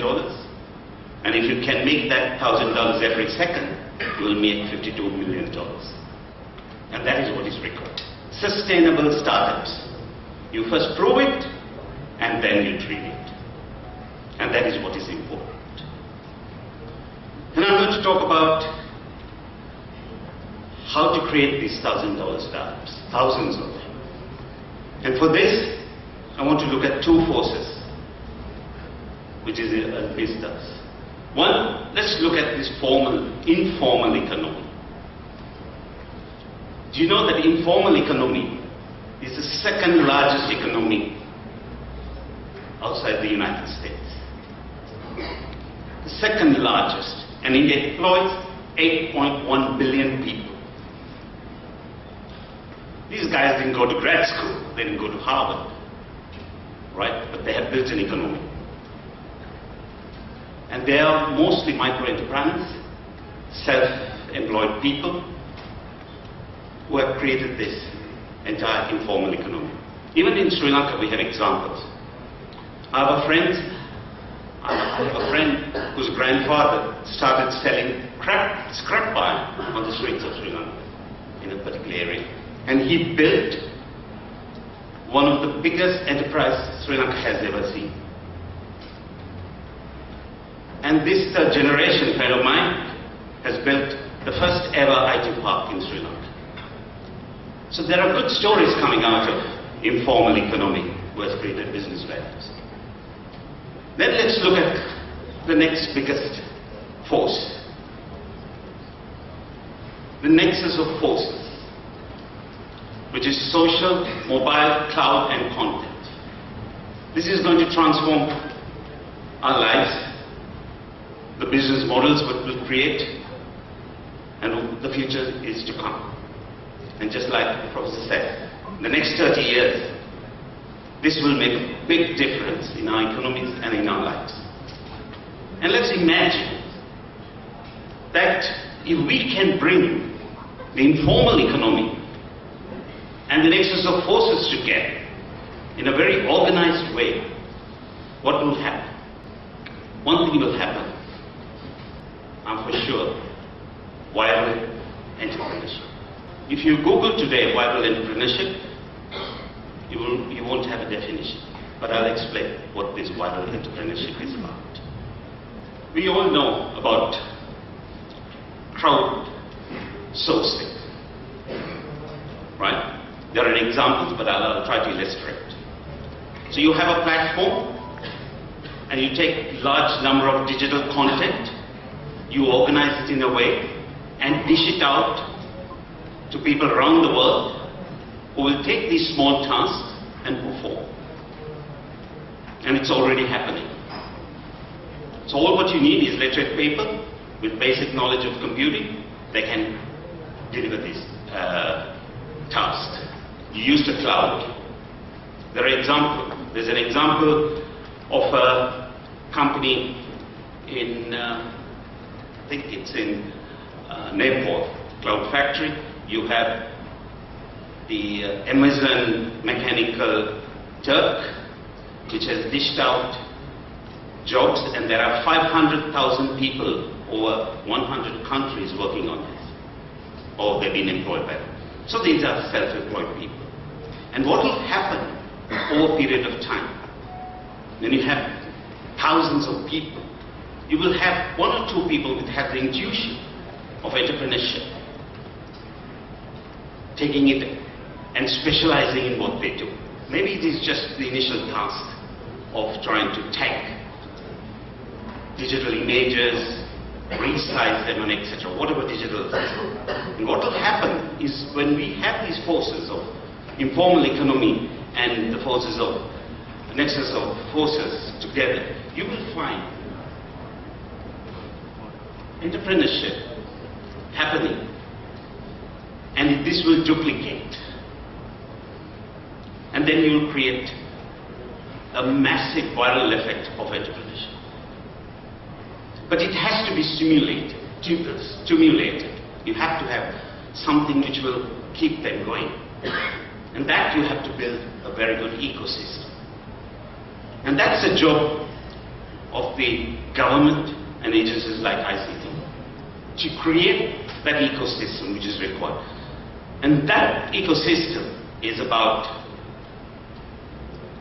viral entrepreneurship ecosystem where you need to coach.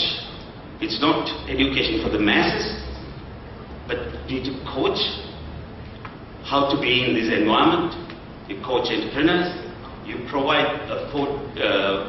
bandwidth which is affordable, you make innovation happen and give them funding and also access to market. Mano, you have 1 minute more. Sure. So this is a new concept. And I think we have to be game changers here. Because if you want to create something different, you need to have game changers. And I truly believe that viral entrepreneurship, bringing these forces together, can be that game changer. And you have to look at it differently. The future belongs to people who are going to challenge the existing order and build new business model. And to all of these award winners who are here, you have to think through this. Business is not only about creating customers, but it's also, you have a social responsibility to create employment. So it's about smart ideas and smart country. Thank you.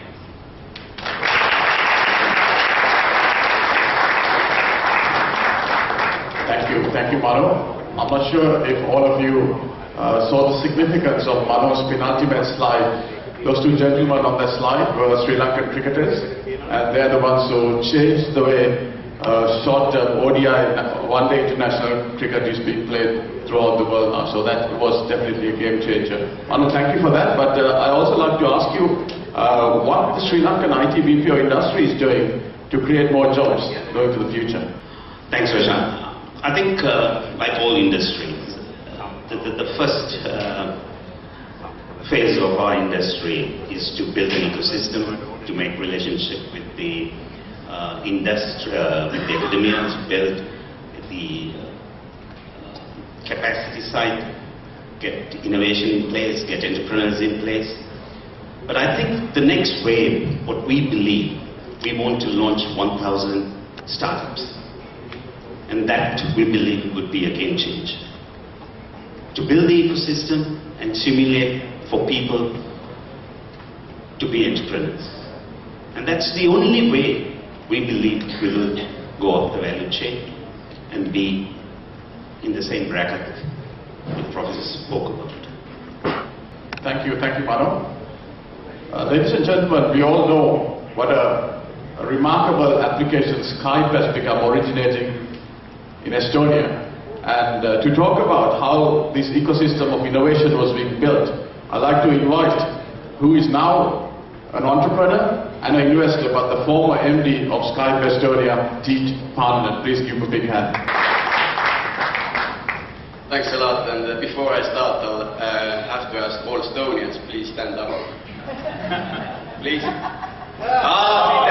Peter, you're great. So, you can ask around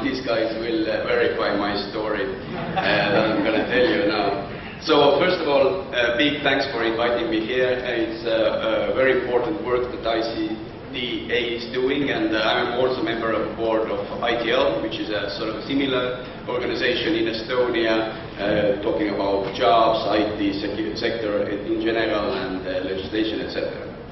Right. So let's put Estonia on the map. It's a very small country in Europe, in Baltics. It's about 2/3 of the size of Sri Lanka. However, we only have 1.3 million people. It's a country that actually is bigger than its size might imply. So Estonia today has the highest number of startups per capita, and we are actually number 2 in internet freedom, the first one being the United States, and all our government services are online. But while all this is happening, we have a great nature and a lot of sort of diversity in the country, and I guess that's the birthplace of Skype, as you all know. We also have a lot of forests, so half of the country is covered with forests. So this is really the place to have a very good quality of life. So I urge you all to come to visit Estonia at some point of time. But let's now go to Skype. This is the timeline of Skype history. We celebrated our 10th anniversary this year, and I joined Skype in 2005, just before it was sold to eBay, and it only happened 2 years after Skype was coming up to the market. So only in 2 years, $2.5 billion of value got created, and that's because Skype actually solved the basic human problem, which is to communicate, and it made communication universal. What was interesting was that everything happened so fast that only a couple of months before I joined, Skype was actually running out of money. Investors were not getting involved. The idea of disturbing the business model was too radical, and the founders also had sort of a background where they sort of they had previous projects that were on their shoulders, and lawyers were fighting to find them. But only then, after 6 months or so, eBay decided to buy Skype. So in 8 years, I saw a lot of changes happening within the company, and it's actually a miracle that Skype survived like it did today, because there was a lot of events in Skype history, a lot of managers, layers of executives got in and got out, all one by one, basically. And we also launched many features, many features, which didn't pick up as the way the communication, calling and video calling feature actually picked up from the beginning. So although we tried to introduce new features heavily, we couldn't compete with our own the basic feature, which was to enable the communications in internet for free. So we were struggling a lot. I myself, I was running the test department for Skype, so we had a lot of quality and reliability issues. You probably all witnessed that over your experience with Skype as well. We had several major outages that would have been putting companies out of the business very easily, but for some reason our users forgave us, and then they waited until we got back online. We had to fight fraudsters who tried to use Skype for money laundering purposes, and we had to fight telecom executives who tried to kill Skype because it was disturbing their business model. So, but in our hardest efforts, we were not able to ruin the success of Skype, and once again that is because it is that basic human need to communicate. However, many Skypes were created inside Skype after Skype was created. So what does it mean? It means that we had a mood message before Twitter was born. We had a video sharing service before Facebook was born.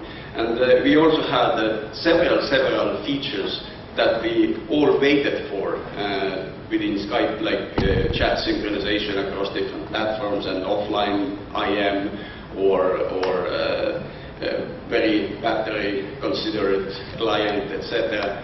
But these features were not launched for one or another reason. And the biggest reason is that Skype got big, it got corporate, and people started to take less risks.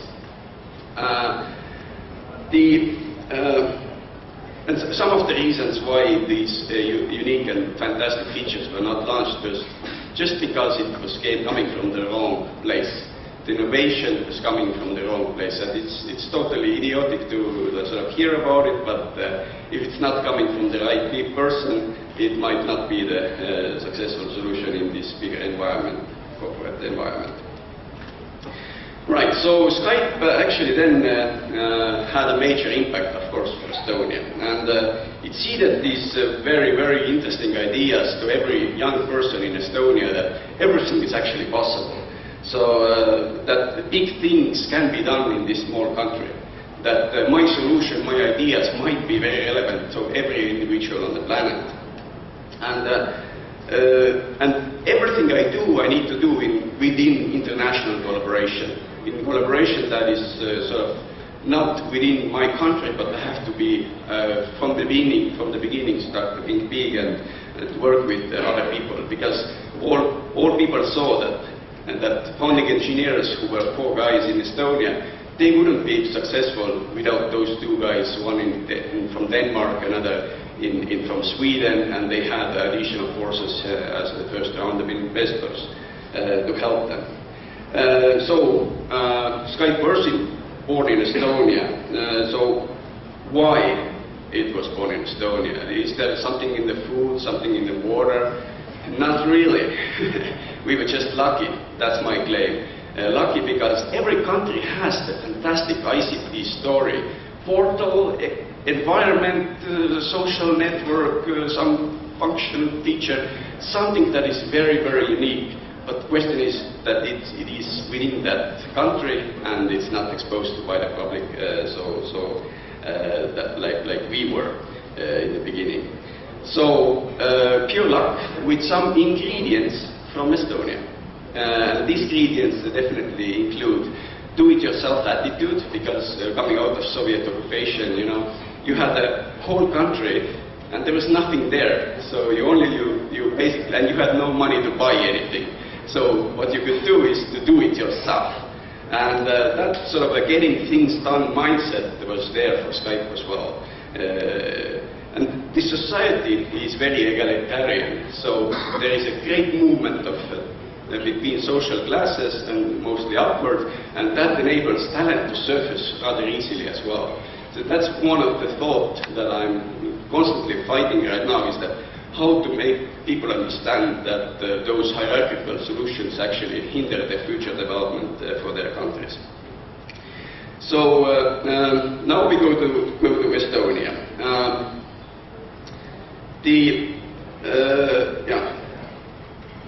But before we go there, it's Estonian ICT success. I mean, it's not only based on the sort of strategic leadership and visionary thinking. It's more based on the execution. So we didn't have the IT general director telling us what to do, how to bring all those online services to life. It was more the fact that people were free to do it. People were free to experiment and free to bring those services online. So is the success of Estonian IT really because of the lack of leadership? One might ask. So Skype, again going back to Skype, will put Estonia, actually did put Estonia on the world map, but it will do another service to Estonia as well.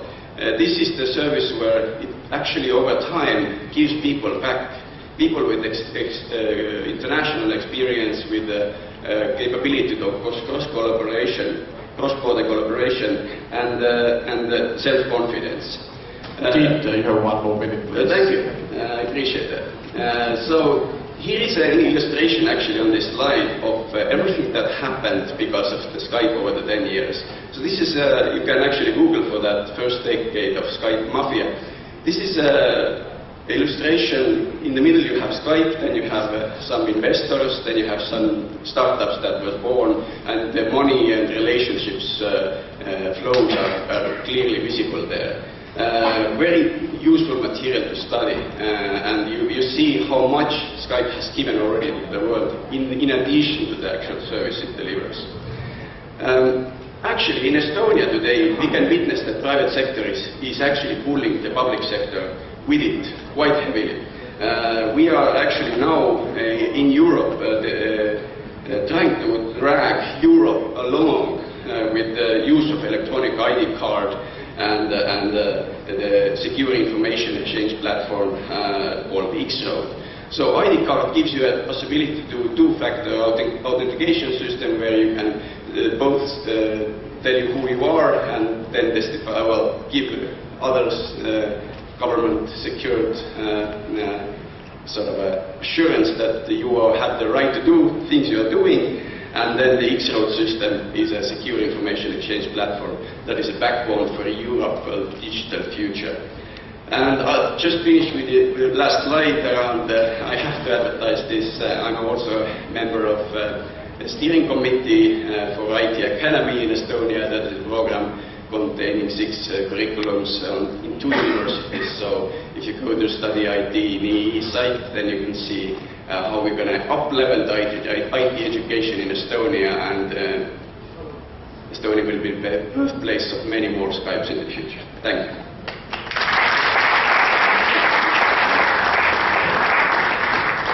Thank you very much, Chief, for that story of innovation and entrepreneurship. Well done. Let me now invite our final speaker, is Suresh Anandappa, Head of Marketing of 3M Lanka Private Limited. We all know what an innovative company 3M is, but 3M Sri Lanka has been greatly contributing to the ICT industry development in our country.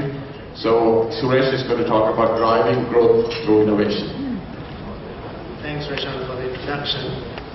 Rishad mentioned earlier about the concept of the knowledge society, and I'm sure you'll agree that it's nothing new. But what I'd like to do today is create a discussion about why it's becoming more and more relevant to from an organizational point of view, and what is its impact on innovation, and how 3M goes about capitalizing on this knowledge, creating direction in terms of driving innovation.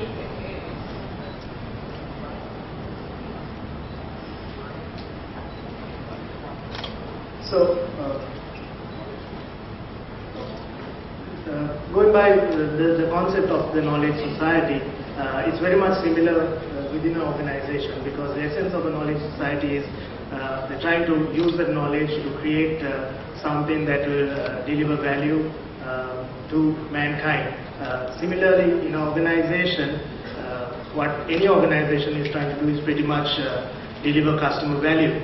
So, creating a knowledge-based company and working through innovation to deliver value to the customer becomes very important for an organization. And I'm sure you'll appreciate that the advent of the knowledge society is very much underpinned on the exponential growth of the ICT industry. And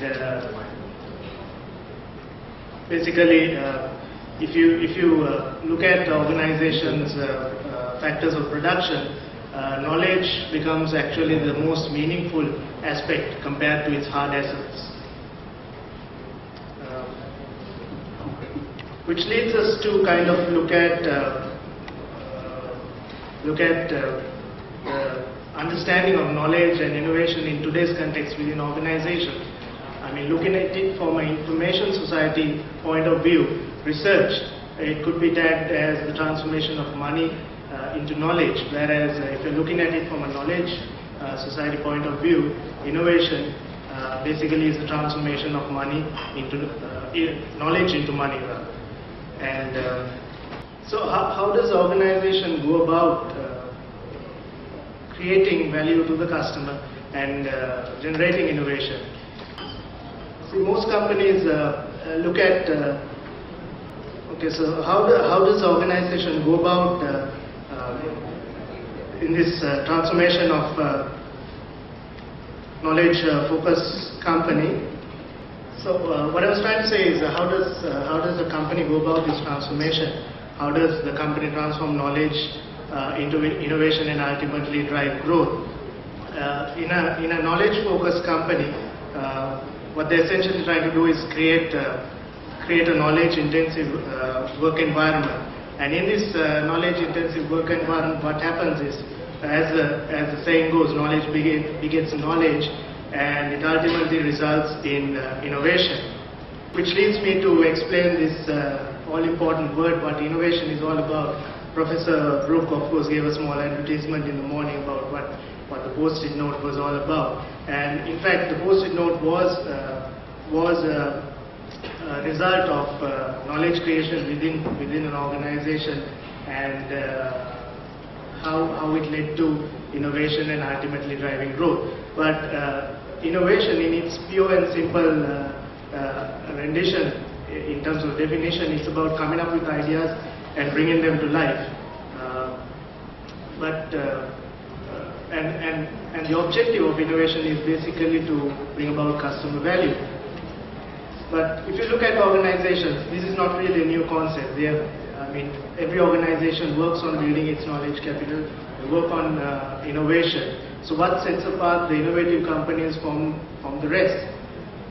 Is it about the dough? Is it about the money that is invested? It is, to a certain extent, but not so much as the other point that I'm going to mention.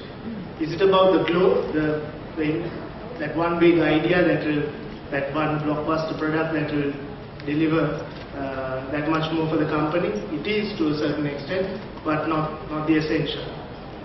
But the most important thing is about the flow. It's about that continuous stream of ideas that gets converted into meaningful innovation that will ultimately result in customer value. Let me illustrate this point further.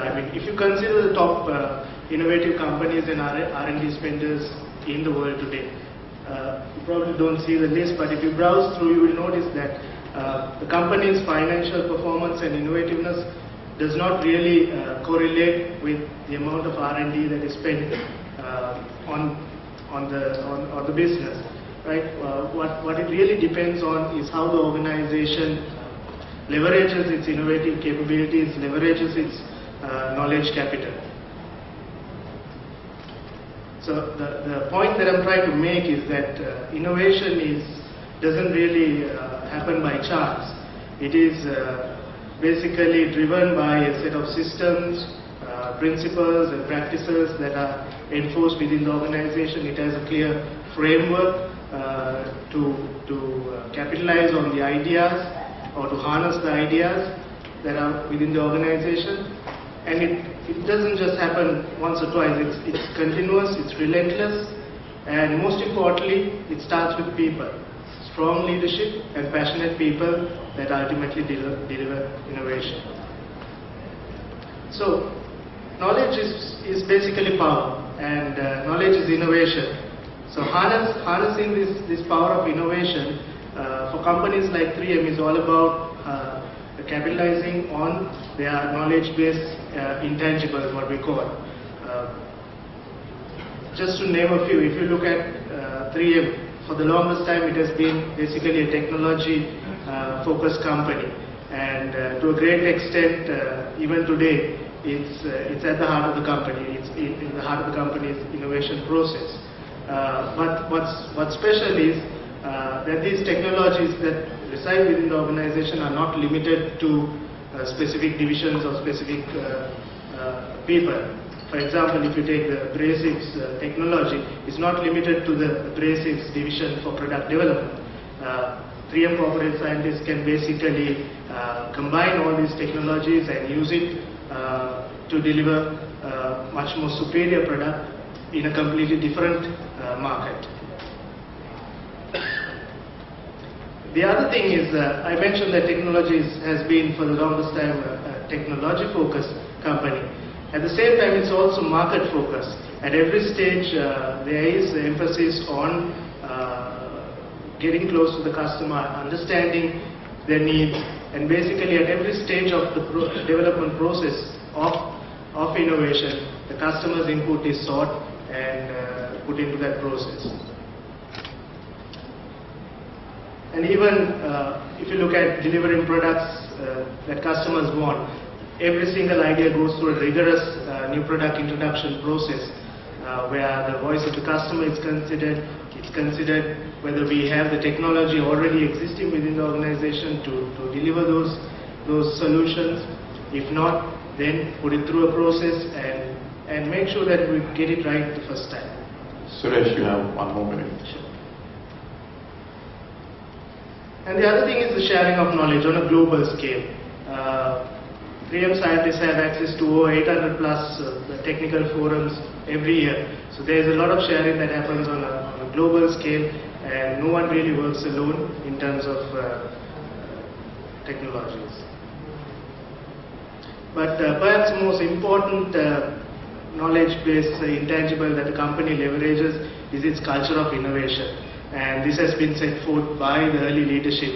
You must have heard of William McKnight. Right from the beginning, he has set forth management direction where certain practices need to be implemented within the organization that ultimately instill innovation and creativity within the organization. And some of these core practices are around delegating responsibility, driving initiative, and also one factor that probably a lot of companies pay lip service to is the freedom to fail. 3M actually practices this, and if you take the example of the Post-it note, this was a result of a technology that had really failed, but ultimately that knowledge was capitalized and ultimately delivered in terms of customer value. So I'll just skip through this. This is again another extension of these management practices that 3M practice, the 15% of time, where every employee is encouraged to spend at least 15%. It's not kind of a timesheet where you measure, but everybody is encouraged to work on some kind of project that is not directly related to his or her work, but if it's a great idea that they would like to work on, then the company encourages that. And some of 3M's blockbuster products have really come about through this process. So in summary, how we sustain innovation at 3M, 7 practices which I'll quickly just take you through. That is the customer-inspired innovation. We involve the customer at every step. Strong leadership and commitment towards practicing the principles involved in creating a culture of innovation. The broad-based technology sharing that happens. The environment for sharing and collaboration, where whenever there's a customer problem, we don't try to solve it on our own. We have access to basically 84,000 employees throughout the world to find solutions. And also, just like the freedom to fail, whenever you succeed, there's always handsome reward and recognition on multiple scales, whether it's technology or anything. And also, quantifying efforts. We have a strong NP, New Product Vitality Index process where we measure outcomes of new products. And also the corporate culture, the rich heritage of innovation that we have and that we talk about. So just to summary of what we've been talking about today about the creating the knowledge capital within the organization. Knowledge basically today is the only meaningful resource that a company has, and also organizational knowledge creation is the key to how companies innovate going forward. Innovation does not happen by chance, it's basically planned and purposeful, and it's not limited to products alone. And harnessing the power of innovation lies in the ability of the organization to leverage its knowledge-based intangibles. So, thanks.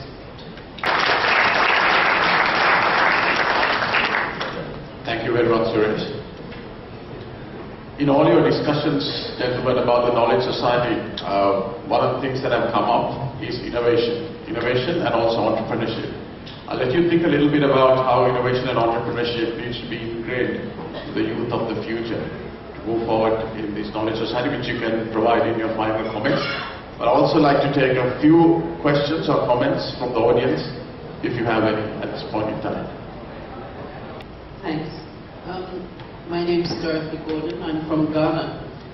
Manu, you gave a very controversial talk, telling us that we have to create our entrepreneurs from the age of 5. What was that, you, or was that Gobin? Oh, sorry. What changes do you see in the educational system that can actually bring that about? Were you also the person talking about the informal sector? That was you. It wasn't clear, probably because they only gave you 10 minutes, but to come out a little bit with the transition, to take that informal sector and make it formal. Especially when in most countries the informal sector is full of illiterate people who don't know very much about modern systems and business practice. Go with you. On the issue of 5-year-olds and innovation, we are saddled with a baggage, I think, of ideas what innovation is. And I think to make it real, let's think about putting 5-year-olds on the floor with a bunch of iPads, put them into 2 or 3 teams, give them a huge problem to solve. We know that in 2 or 3 hours they'll come with some amazing ideas. I usually do this exercise. I do a lot of seminars with senior government officials around the world. When I do them, I always keep thinking of great ideas. What happens when they go back to the office tomorrow? What happens to those ideas? And what I often do, I've learned, is to say, well, look, you're all upper middle class professionals who want your children to become the best doctors, engineers, scientists, and so on 20 years from now. All these professions, even if they have these names 20 years from now, have nothing to do not resemble in terms of content what these professionals are doing today. They will change considerably. And they will change largely because they will demand the ability of these individuals to source knowledge collaboratively, to cross disciplinary boundaries, to work in different ways, and to use automation, to use software. These are things that 5-year-olds can learn. They can learn to work in teams, they can learn to work with personalities different from each other. And I think if we allow the space for that, and we allow a portfolio of projects every year, 1 major project per year, we're going to see some pretty dramatic results. Okay, if you look at all developing nations, 50% of the economy is informal, whether it is rural or urban. And I don't agree with you to say the informal sector is illiterate, because they, in terms of use of technology, right, they all have access to mobile phones, right, and they go through this process of cognitive learning when they use technology. What is important for us is to empower that informal economy by the nexus of forces, give them access to technology, create an environment for them to learn, and give them the tools. And you will find over time what will happen is they will migrate into the formal economy. I mean, our rural economies are all informal. And I think that is the biggest challenge for us, is how do we take all these technology, all these forces of nexus of forces, and bring them into the informal sector. I don't know, I have an economist next to me. I don't know his views. I think, again, we have a problem of semantics here. We tend to think of informal as being outside of the mainstream. The informal is the mainstream. Small entrepreneurs will be, hopefully, the mainstream. This is where ideas, this is where innovation, not the kind of innovation that will be out in the league tables, because it'll be the kind of innovation where Skype or Facebook all of a sudden come out of the blue. They accumulate over time through small efforts, very often at the edge of an ecosystem, where they're learning, and suddenly they become the main innovator. These are the kinds of innovation that does not occur at the core of that system. And that's a different type of innovation. I think that's going to be in the mainstream of future innovation. It's not going to be informal, it's not going to be on the side. This is innovation of the future, and a lot of it is going to happen in countries like Sri Lanka, Estonia, Malaysia, Chile, Jordan, and so on. Thank you, Govind and Mano. Let's take 2 more questions if there's any. Anybody else? There's one over there. This gentleman over here. I'm Samira from Sri Lanka. Mano, I like the idea you came up with is house of entrepreneurships. In fact, even in the last session, someone was talking about this, what World is doing with SME Toolkit. We have already tried something similar, like, we've been a company which has sort of touch points across the country. Like we are working with like 65,000 informal kind of sort of retailers. So what the mechanism we had was, we made them social entrepreneurs and get them into like formal sector, like they doing their business registration and stuff, and we sort of empower them with the business knowledge and everything, the technology knowledge and everything, so they go back and recruit more people. So they create more jobs for the underdeveloped community. So it's good to hear from you, and I was really happy to hear, and thank you very much for the panel. Thank you, Samira. One more question here from David. Yes, I have to strongly concur with creating a collaborative environment. So often we concentrate on, we say, okay, we're going to have more innovation by developing the talent of individuals. And working with many startups, a startup team is kind of like a microcosm of a community, if you will. And the teams that are most successful, most innovative, are not the most talented in aggregate. They usually just have really good processes. Now the predominant processes are agile and lean. They're lean processes, so it talks about efficiency and very collaborative, transparent ways of working together. And I had the pleasure of being a CFO for a company that's completely agile for 2.5 years. And it was based in Thailand, and my friend who ran it from America, he says, I get more productivity out of one young Thai than I do from 5 senior programmers in New York. It's all about the process. He puts an agile process, they have stand-up meetings every day, full collaboration between the customer and the teams. The teams do good. Their incentive is do good because they don't want to let their teammates down. They don't care about Ben. They don't care about their boss pleasing him. They care about not letting their teammates down. And what's great about his team is very diverse. I mean, yesterday we talked about the diversity, about the challenge of getting women and youth more involved. It's not about making people less diverse. It's embracing diversity and leveraging it. So again, you create a collaborative environment, but you also have a diverse team that tackle problems from different perspectives. And that's, I think, is the successful ingredients of being innovative. Thank you. So to close the session, let's have some final comments from our panelists. Tate, I'll talk to you first because you are itching to say something. Yes, so about entrepreneurship innovation, I think Skype is a great example of disrupting the business model, and hopefully governments and legislators can see the power of embracing new business models rather than trying to protect the old ones.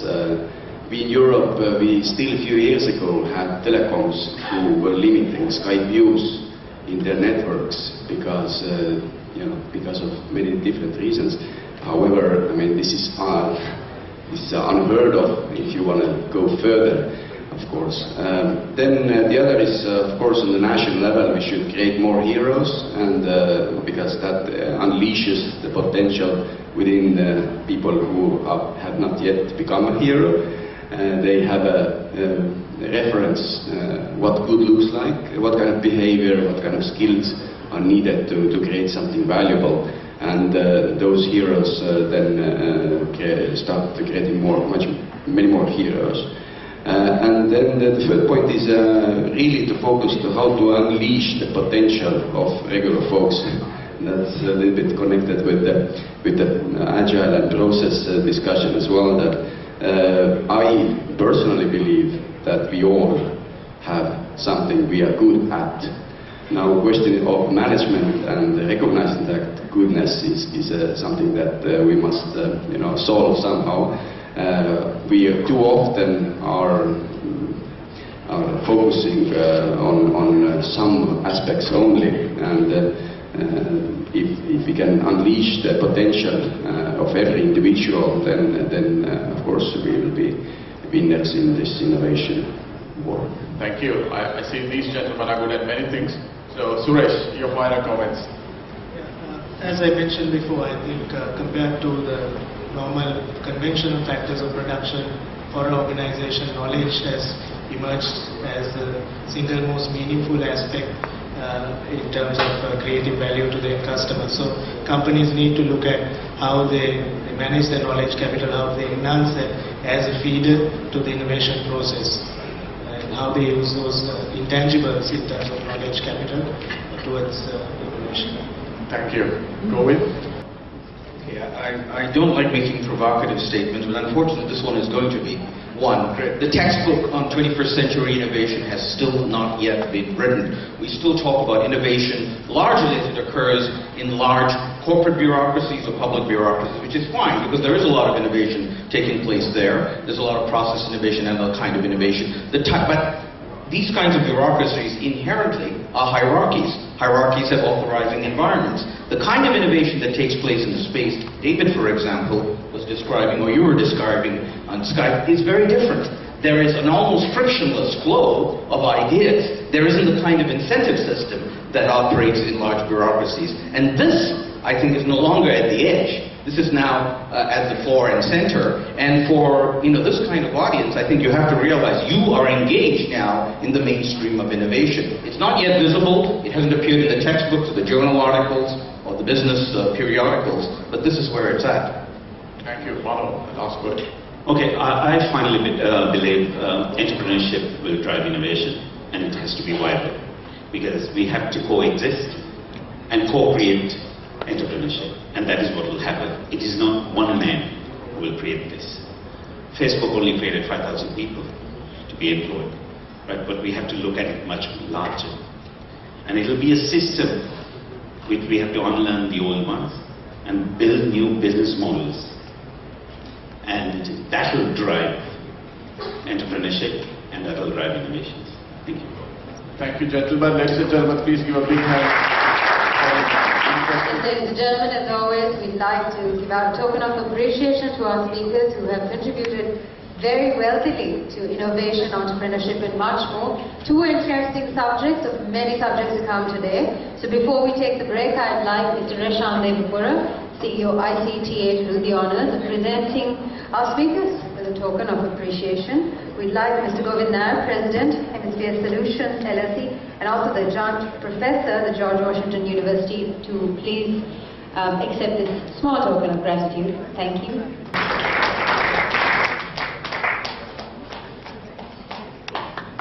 I'd like to invite Mr. Mano Sekram, Chief Executive Officer and co-founder of 998 Technology Sri Lanka. Thank you, sir.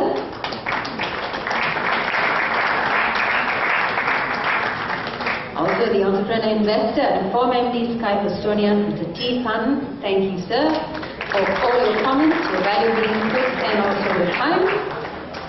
And finally, Head of Marketing for 3M Lanka Private Limited, Mr. Suresh Anandata. Once again, a big thank you to the speakers. Thank you very much to our mediator. I've been coming here almost every year for the last 10-15 years. It's good to see how things are moving so fast in Sri Lanka. I took a very interesting photograph when I first came to Sri Lanka about 5-6 years ago for a Mobile Monday event. Can I have that slide, please? So this is a photograph which I took in 2010 in June outside the office of Sri Lanka Telecom. And as you can see, it has two very interesting features that we use for this discussion. One is empowerment. You can see the fist putting the phone up there. So this is about empowerment. Can technology empower people? And what I'd like our panelists to talk about is how to make education empowering stories, not just stuff information into them, but help them to be empowered to think new kinds of things. And the second interesting thing to look is down at the bottom of the picture. I don't know if you can see, is the classic old analog phone. And I want to ask all the students in this room, Have you ever seen a phone like this? If you haven't seen a phone like this, please raise your hand. That we know how young you are or how, but let's not put this for us. So that's the second thing that I want to talk about today, which is how digitally savvy is our education system in terms of how content is being used by the education system, in how digital skills are being taught in our education system, and so on and so forth. Okay? So these are two sort of themes that come out of this photograph from Sri Lanka. So those of you who are here for a few more days in Colombo, try and see if you can get this photograph also. This was at the Sri Lanka Telecom office, a very good symbol of, even in the analog era, ICT's words was about empowerment. So we have 4 speakers here today. The first is Adam Montano. I'm going to ask him to come up on stage. A round of applause for Adam Montano, Associate Professor at the University of Lanka. Have a seat. He's going to talk to us about gaming and fun and some of the new ways of repositioning education. Our second speaker is Ruben Veresinghe from the University of Colombo. Ruben, please come up on stage. A round of applause for Ruben. He's going to talk about some of the new trends in technology for education. Third, we have some very interesting perspectives coming out from our next speaker. What's good about this conference is you will get to meet stars of the industry. You get actually to meet the winners of the World Summit Awards, and you can actually meet movie stars in this audience. You all know the James Bond movies, right? So you all know who the James Bond is, Daniel Craig. Daniel, please stand up. Doesn't he look like Daniel Craig? He is an exact copy of Daniel Craig. So a round of applause please for Daniel Craig. That's from the western end of the movie spectrum. From the eastern end, we have Jackie Chan. Jackie, please stand up. Jackie is up on stage. He is the Jackie Chan of the innovation industry. He's also known in our circles as the mad inventor from Singapore. Which is, you have any idea, he can tell you it's not been done before or do better than expected. Okay? A few years might help along the way to get such ideas of things tonight and tomorrow night. And last but not least, speaker number 4 is Indika Silva from Intel. Will you please come up on stage?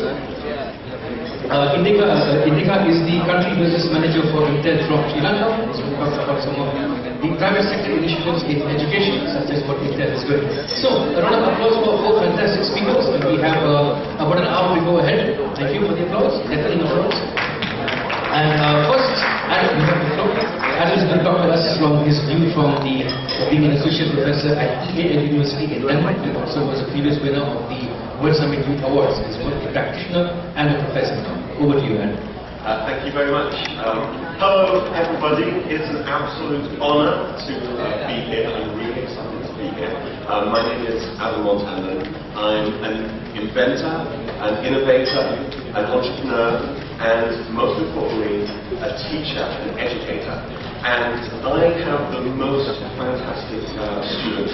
I teach over 500 students back in Denmark. On all sorts of different topics, from concept development, innovation and entrepreneurship, and I really, really love my job, and I'm going to show you a little bit why and the sort of stuff that I get up to, because it's a very unusual thing that I do.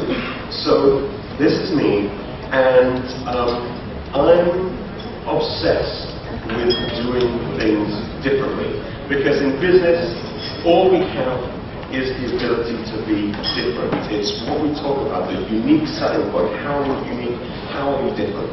But in the creative industries, in the high-tech industries, we have some problems. When everyone's trying to be different, we have an education system that's kind of the same. We have a teacher who stands at the front of the classroom, who reads from the same sort of textbook and gives the same sort of lessons to the same sort of students who get the same sort of grades, do the same sort of things, and they press to the same high standard. And then we say, great, now you're the same, go and do something different. And this is a really big challenge, because if you want to be innovative, you've got to try something new. So I want to show you what I do at my school. I encourage my students to be different, and maybe it will encourage you to be a little bit different too. One of the things that I love is to play. I'm so obsessed with playing. I think playing is better than teaching, it's better than learning, it's better than experimenting. Playing is wonderful. It's our natural way of learning. And sometimes teachers have a wonderful way of beating out any sense of play in a child or a student in whatever situation. You can always count on a teacher to say, stop messing around, sit down and do some serious learning. And I'm very disappointed if any of my students actually learn anything in any of my lessons. I love to play, and we need to play, because when you play, you can do lots of new things. When you watch people play, you see them try out new roles. You see them adapt to new situations. You see them make new rules and play with the rules and then throw the rules away and then do something else. You see things changing instantly. You see things being very responsive. And I love it in a play environment where there's no rulebook. And it makes young people do something different when we encourage them to play. And I'm going to give you some examples of what playing is. Play isn't just video games. It's not just messing around. It's not some silly little warm-up activity that we do before we get to the real work. Play is the real work, the real experimentation. Because we need this in business and we need this in life. When you think about how fast technologies are changing, all we can do is play with technology. We can't predict what is going to happen. There's so many of my students who start on a 4-year bachelor education, and the jobs that they go into when they graduate didn't even exist when they very first started. So how do we even prepare people for that? Well, we use play. And here's some examples of play that I've done with my students. One of the first is I have to teach some students very serious subjects, and one is computer programming. Teaching people to program computers is a serious subject, and it's a difficult subject, and it's something that can take a really long time to learn. There's lots of different theories behind how you can learn computer programming, and there's lots of things that can go wrong. There's lots of things that are not so equal about computer programming. Sometimes it appeals maybe to one gender more than another, or appeals to one demographic than another, but play is universal. So one of my favorite lessons is I take a group of students and we program a video game. And the video game is Space Invaders. You probably all played a game of Space Invaders at some point. But instead of programming it on a computer, we program it for real, and we go out into the playground and play a real game of Space Invaders. So each one of the students takes on a different role. So some of the more power-hungry, evil, and menacing students become the evil Space Invaders trying to destroy the world. Maybe there's a hero in the class who likes to be the player running from left to right, and the ones who are perhaps the most athletic become the bullets running around shooting one another. And there's even someone who's good at maths to keep score as the game plays. And they learn how to act out video games. They learn what it means to be a space invader. And we have an entire lesson on how to save the galaxy. And it's wonderful because in just a few short hours, you can understand what it really means to program a computer, not through lines of code, but through actively playing, engaging, and using your body. Because it becomes a playground game, and instantly students realize, wait a minute, if I change the rules a little bit, I can make a 2-player mode, I can make a bonus round, I can add extra weapons, I can increase my video game to whatever they want.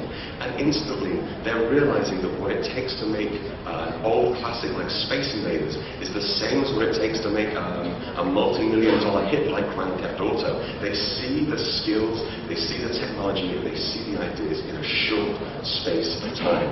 Now, previously at the school, to teach concepts of object-oriented programming, we would take an entire semester. Now, with this technique, we take a day, and that's a wonderful way to compress information in a really nice way. Another cool thing that we do with play is we allow students to play at whatever role they like, even if it's not in their core capacity. So recently, we've been running a large event for 700 students who are multimedia students, innovators, web designers, and we take them into a hospital, and they play at being doctors, nurses, and hospital staff. They dress as the doctors, they go around, they follow doctors, they see exactly what they're doing, and they take their creativity and innovation and see how they can apply it. They see where they can play and twist and poke and change the rules in a really large organization like healthcare. And one of the wonderful things with this is in just 5 days of playing, so many new innovations come out. And recently we've had 2 very successful projects that have just been launched based on play. One is the concept of a new incubator for premature babies that allows mothers and fathers of premature children to have a better connection with their newly born child through interactive media. So they have a special microphone that they can talk to that vibrates a little speaker under the bed of the baby, so they can have a one-on-one interactive connection. And there's even a little web camera, so your newborn baby can Skype your grandparents or whatever it is to feel like it's a new member of the family. And this has been a massive success because it helps improve the psychological interaction between women and their newly born children.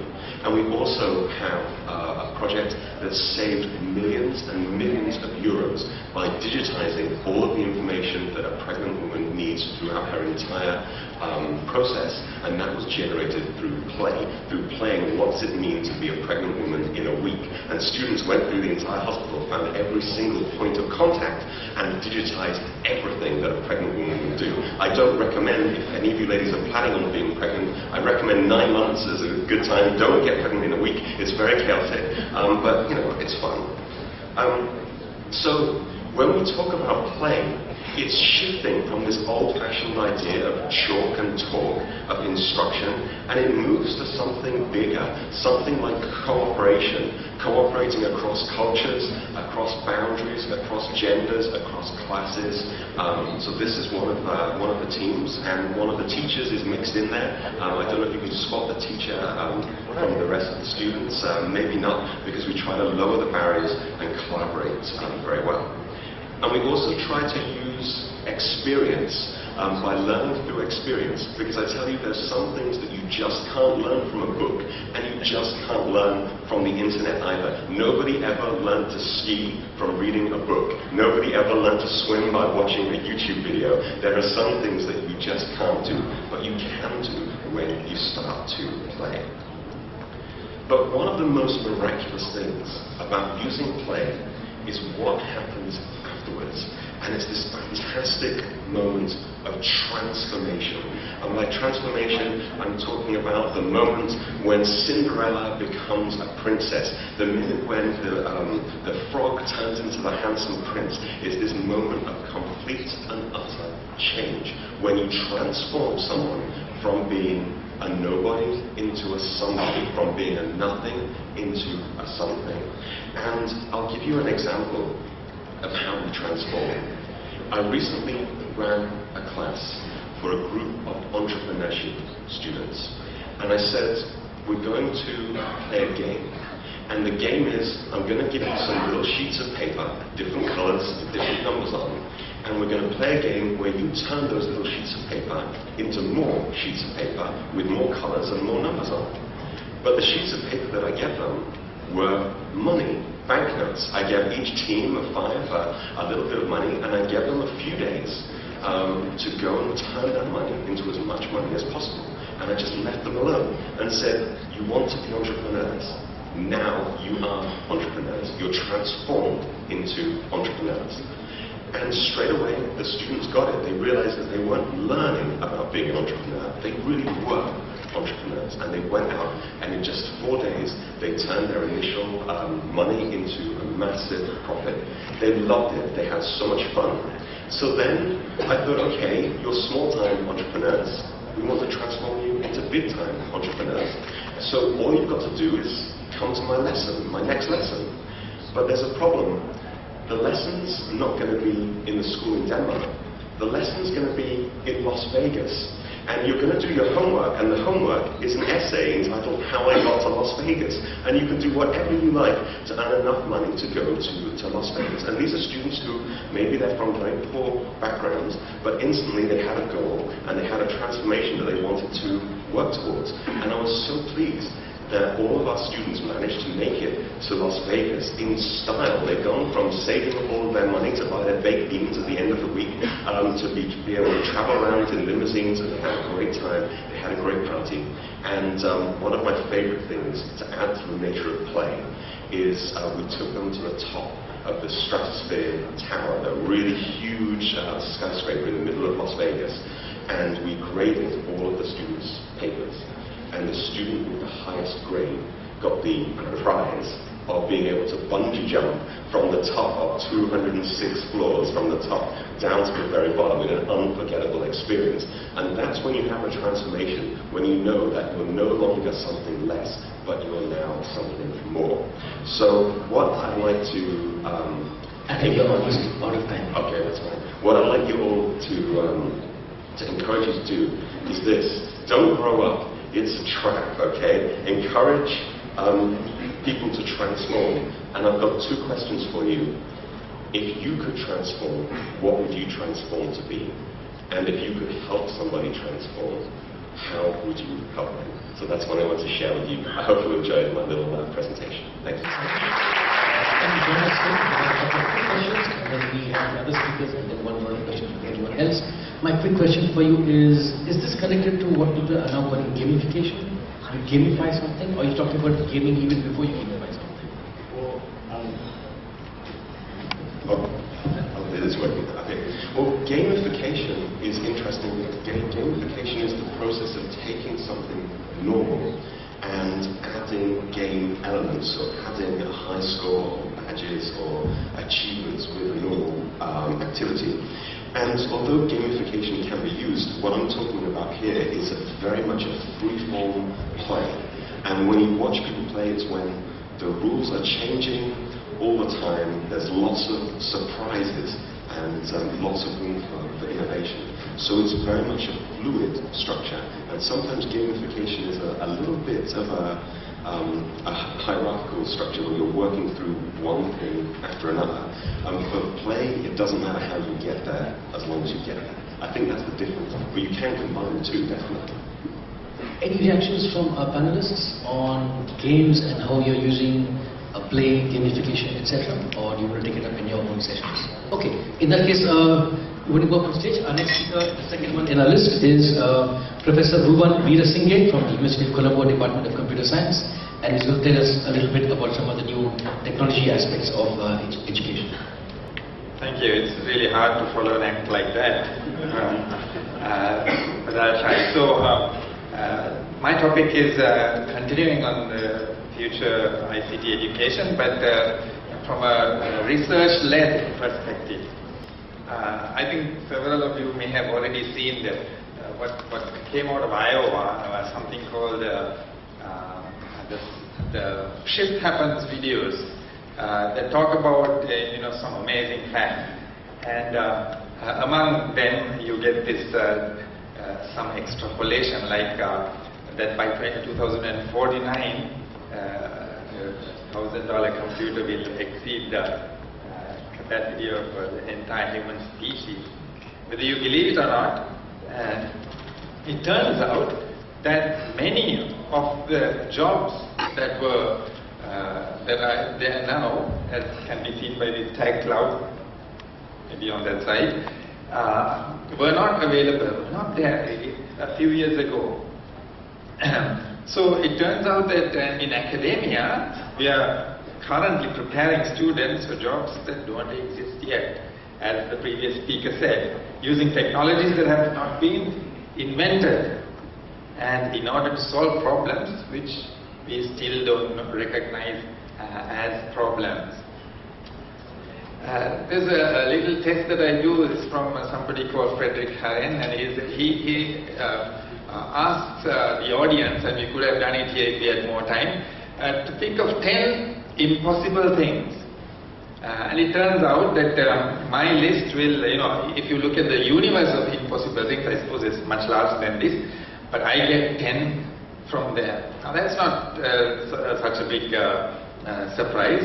Surprise is that if I ask another person, his 10 and my 10 are going to be largely overlapped. And if you ask everybody in the group, all our impossible things are going to be in one area. So this is the problem of being conditioned by the society that we live in and the times we live in.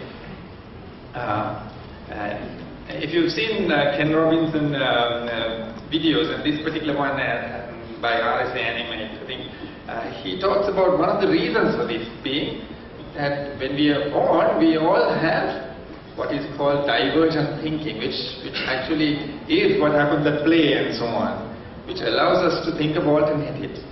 But as we grow up, this ability is largely removed. And so it is Einstein who said that, for months and months he thinks, and 99 times he's wrong, but the 100th time he's right. And Linus Pauling, another Nobel Prize winner, said the best way to get a good idea is to have lots of them. So these people were able to actually think of many more impossible things and many more possibilities. So how do we do it? How do we do this in class? I think another famous story told of a student turns out to be of Niels Bohr, who was asked how do you measure the height of a tall building using a barometer. And he didn't want to give the standard answer, which is you measure the pressure at the top of the building and at the bottom and then apply it in some formula that relates to the height. So he thought of several interesting alternatives. You can read them up on the web. Key thing being searching for alternatives, as in the case of Einstein, who explained that the difference between him and the rest was that the rest would search for that needle in the haystack, but he would search for all the needles in the haystack. And so the idea of searching again, or what we call research. So the key is research, and in this dictionary definition, if you look at all the related words, they are all about exploration and probing, things that relate to looking for alternatives. And if you try to summarize this, what we are trying to do is to reawaken that curiosity in our students to the possibility that there is another way to do things. So I've been looking at how we can do this within the kind of frameworks we have in our countries. And in Sri Lanka we are relatively kind of structured, very, very different to the way Adam was talking about it a few minutes ago. But we generally see this process as outcome-based education. I mean, we want to think of it in that sense, where we have an idea that there is some things to be learned and some activities through which people learn, and some way finally that we should be able to assess.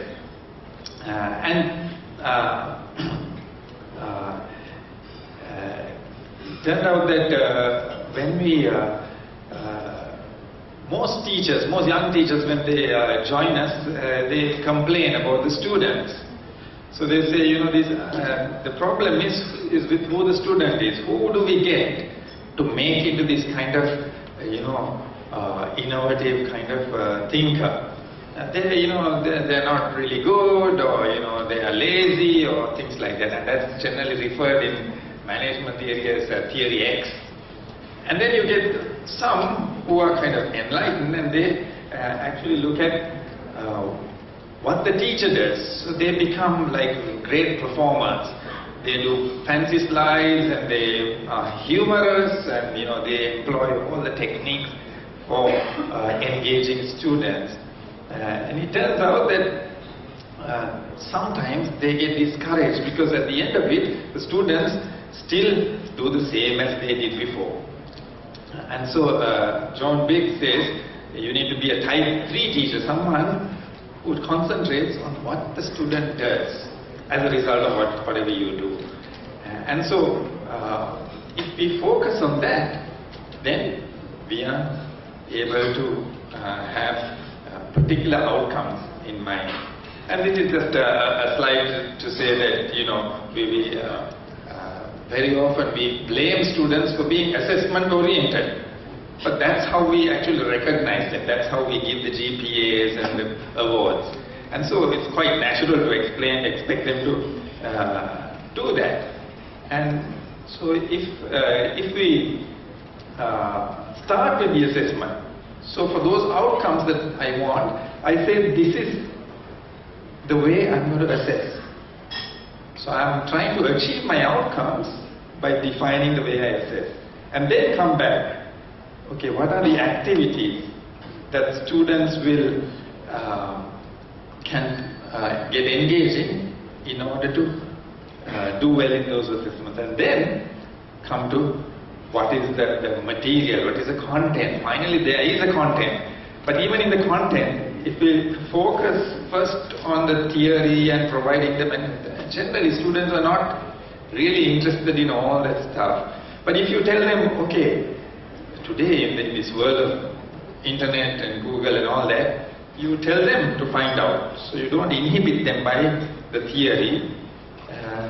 They come up, they find out for themselves things that even you didn't know. And so in this way, we can have a more exploratory kind of approach.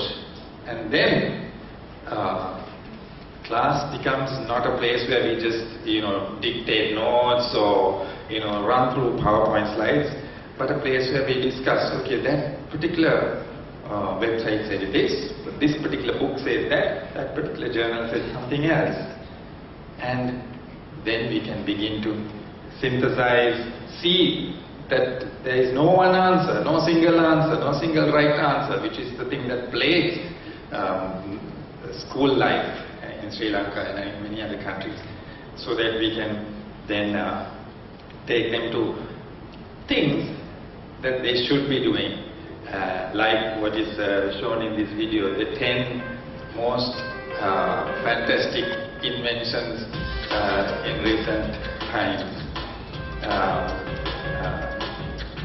And I hope that we will see more of this by focusing on a research-led ICT curriculum, not just in the university, but starting from the younger days. Thank you. Thanks, Ruben. A round of applause for Ruben. Let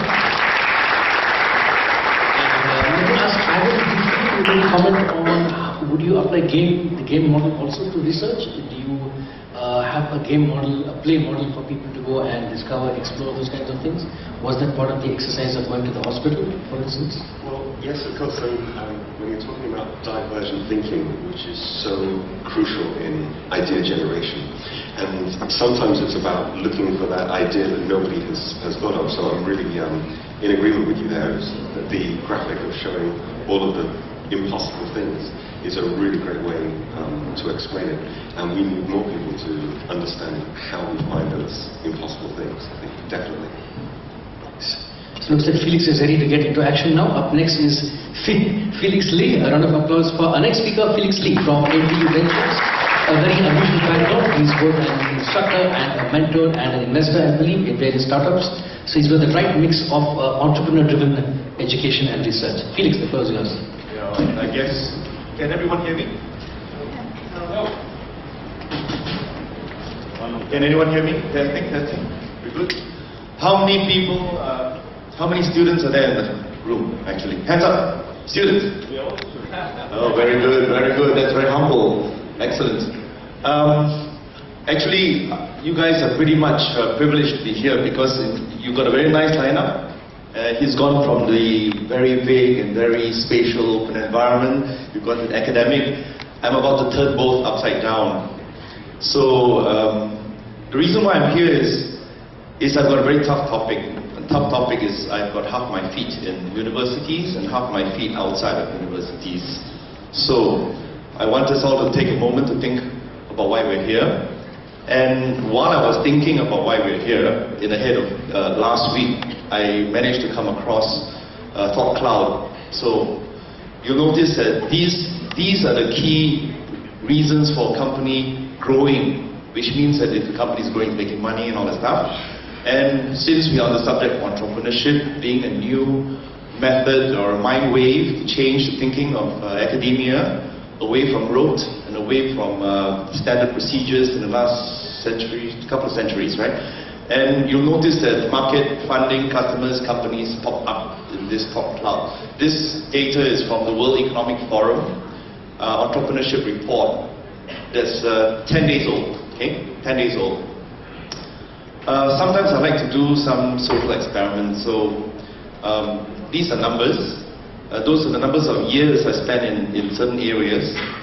And one of the reasons why I moved this forward is because I can just ask you how old I am. If you haven't caught that fast enough, you just missed the boat. Okay, the most important pillars to your success that most of us have found through the Economic Forum is quite shocking, because this is a heat map. For those of you who are not familiar with heat maps, you find the problems are the darkest in red and the good stuff is always in blue. If you look very closely, if you haven't noticed, the major pillars that don't help success are major universities as catalysts, 8%. So that's kind of sad, because we all got our education from universities, and they should prepare us to move forward into something we should succeed in terms of business, technology, or doing something good for society. Either or. And unfortunately, most people, including the universities, believe that the universities are not the place that encourage entrepreneurship. You can see from this survey, it's 10 days old, okay? Now, so I invented a methodology called the fork. So people used to say Felix the catalyst, and they used to call me Felix the mad professor. That's because I made professors mad. And so I had to say Felix the catalyst is sort of like, and then it became Felix the fork. So I said, okay, well, I live with that as long as the professors and the academia accept this concept. So the fork is to be able to let the academia have their say, have their dream, and continue the research. Because I deal with PhD students, I'm one of the few people who's managed to get PhD research out there commercialized without government money. That's not easy to do. So the fork merely means that you've got projects that are under a year, you need to get out. Projects over a year, you need to get out. On the left, you'll find that if you get a trial customer and be commissioned for some work, it's basically what we call a POC, proof of concept, in which case the research then has credibility. On the above, the 1 year process, which means thereafter, if you want to continue research in the same factor, the professor does not have to leave the university. The students can continue the research by being able to customize and collaborate and move outside the private sector and get that commercialized. So you innovate for use by industry by collaborating with the industry and the partners. Now this works with or without government interference or policy changes. Perfectly okay. The magic word I normally throw at private sector is JRC, Joint Research Collaboration. I think all universities have the same thing, right? Joint Research Collaboration. It's a perfectly acceptable word, except that when I draw the contract out, the terms are to my benefit, not to the university's benefit. So that's where we have discord. So it's a matter of negotiation. I always tell universities, don't try to collect licensing fees up front, because if it's a startup, you kill them before they get your product to market. So give them a chance, give them the first 2 years free. After that, do revenue share. And that way you get to see success, they get to see success, you can continue research. And your dean will be quite happy saying, yeah, you can have a couple more million bucks doing it. So, on the left side, the university has a lab, the researcher does updates and all that. On the right side, the corporate partner has to have responsibilities. So they do trial studies and all that to make sure the go-to-market path is smooth. And that's what you do. If you want to go to details, I can, but this is really not the right place to do it. I'm not expecting you to read this slide. I'm just giving an idea that there is a science and methodology to incubation, and incubation can be manipulated both sides by the private sector as well as academia. Because in where I mentor at Nanyang Technological University in Singapore, one of the 2 top universities, we have an incubator in the university, and I've been asked by people at Technion in Israel, all the rest MIT, to go in and take a look at how they do it. And I think since academia gets a chance to travel to and fro, I mean, why not just take a look and see what your other peers and your colleagues in foreign countries are doing. And together with incubation, there is a procedure to move the ideation pattern all the way down to a physical product that can be sold or can be moved. And one of the ways that we do to do this is to enhance the value by doing a share swap between the research company as well as the private sector licensee. Yes, incubation has a methodology, there is a pattern, and you have a policy. It can be done. It can be done within a university or outside. The details are also provable. The only discussion is always based on the KPIs and deliverables. And so far, if you do it right, you could get about 7 out of 10 successes. But I'm not saying the ones with the 10 zeros. I'm saying the ones with at least 6 zeros. You can get 7 out of 10 of them. Most of them are looking for way too much. I really think Skype, and all that, they are more probably political or engagements. So, translating research is basically like branding. Branding is basically selling a need. And if you do it well, you don't know what you need until you get sold on it or buy it. And there are certain ways to do the branding, and the branding needs to be done by the university as well as the research team. Okay, anyone here below the age of 30 can tell me, any of the students can tell me what's the relationship? She's too young. For those who are older will know the difference and the relationship between the pencil and cassette. Can somebody at the back there tell me what it is? Anybody? What's the relationship between the pencil and the cassette? Backbenchers. Okay.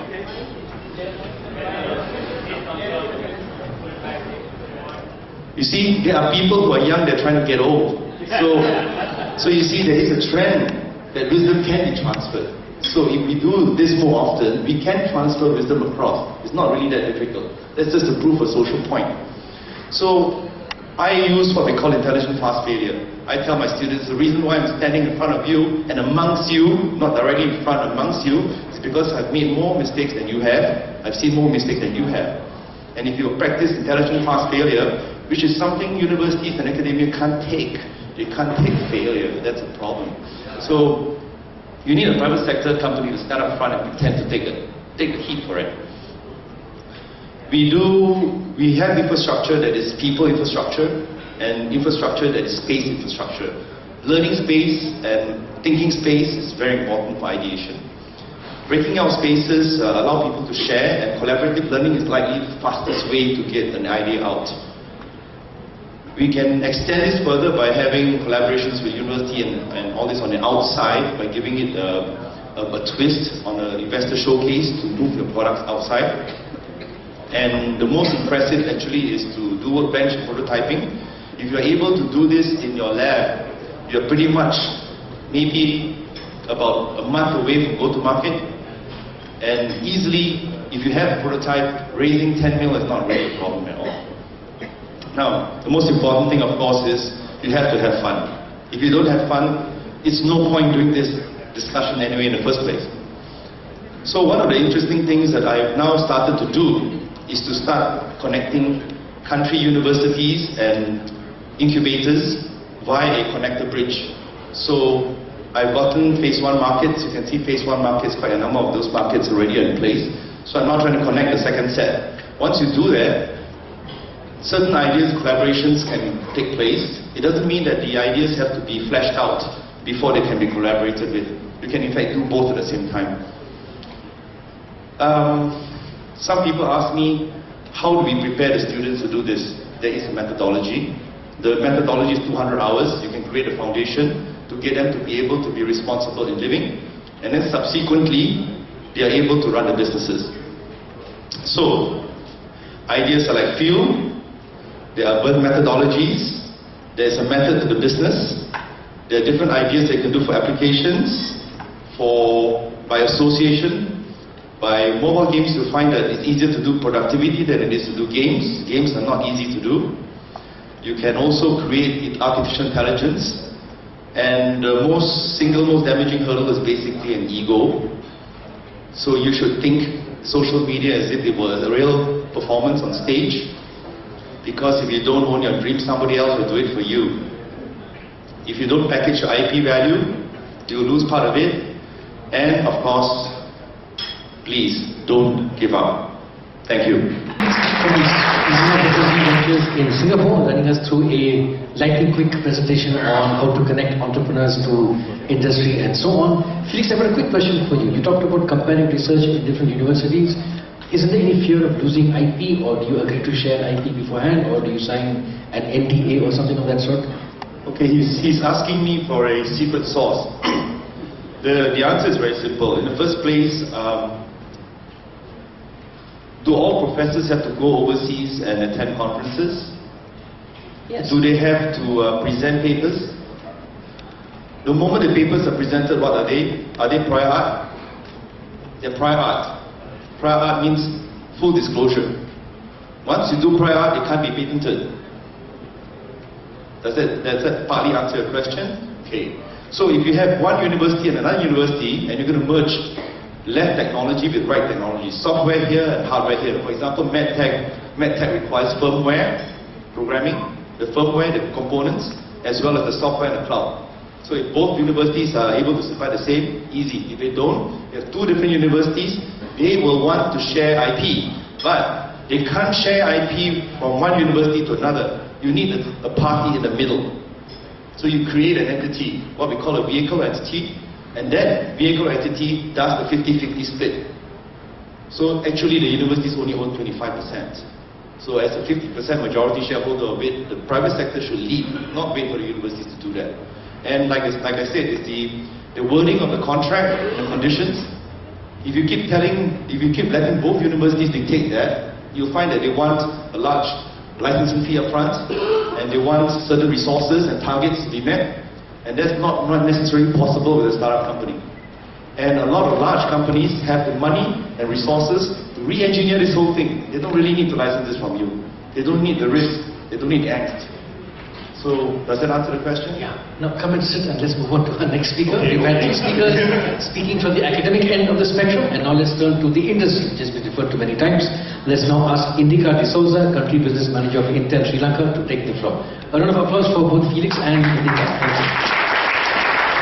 Okay, so as introduction said, I'm a sales and marketing guy. So we have 3 university teachers here, and which is, as a corporation, or my duty is actually selling microprocessors. But as a corporation, Intel has a great vision on the education, what we do, also how we add value to the society as a leading technology company.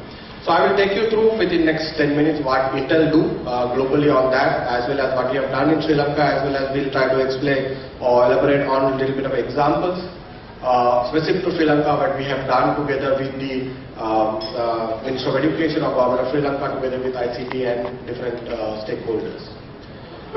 So as you can see in this slide here, which is innovation is one of the keywords.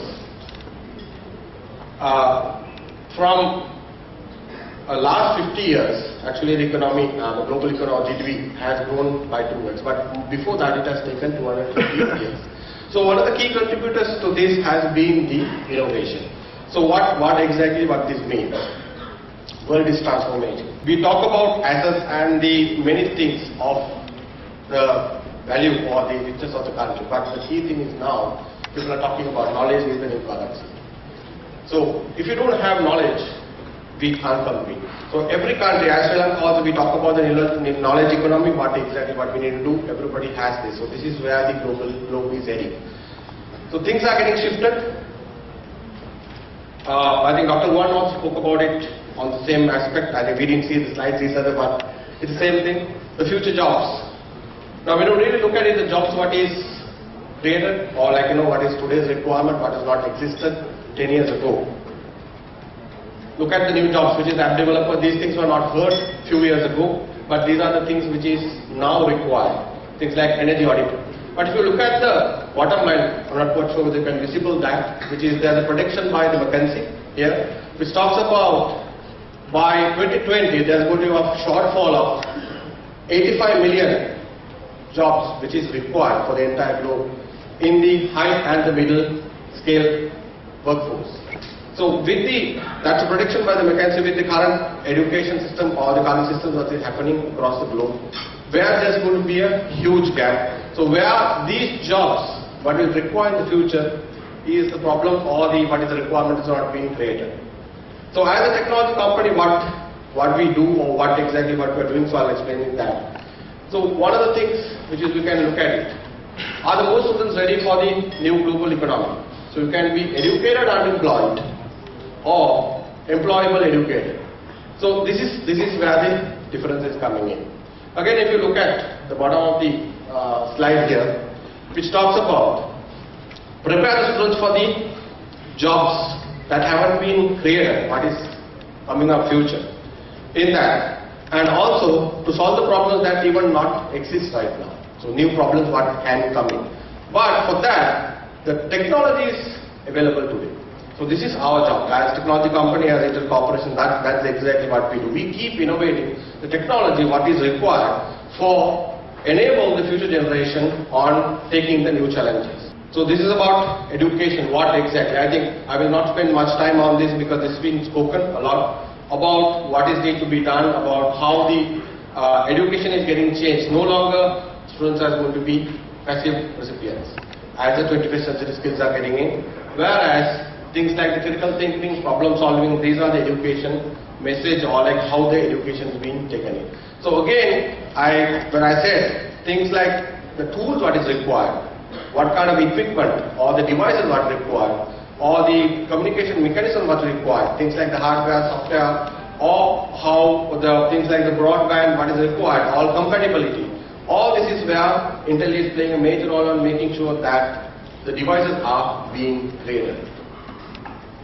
So this is an example of a modern classroom, or like how which is we talk about. Intel talks about learning anywhere, anytime, any way what you want. So it doesn't have to be in a traditional classroom which is getting transformed from that is basically getting a student-centric education system.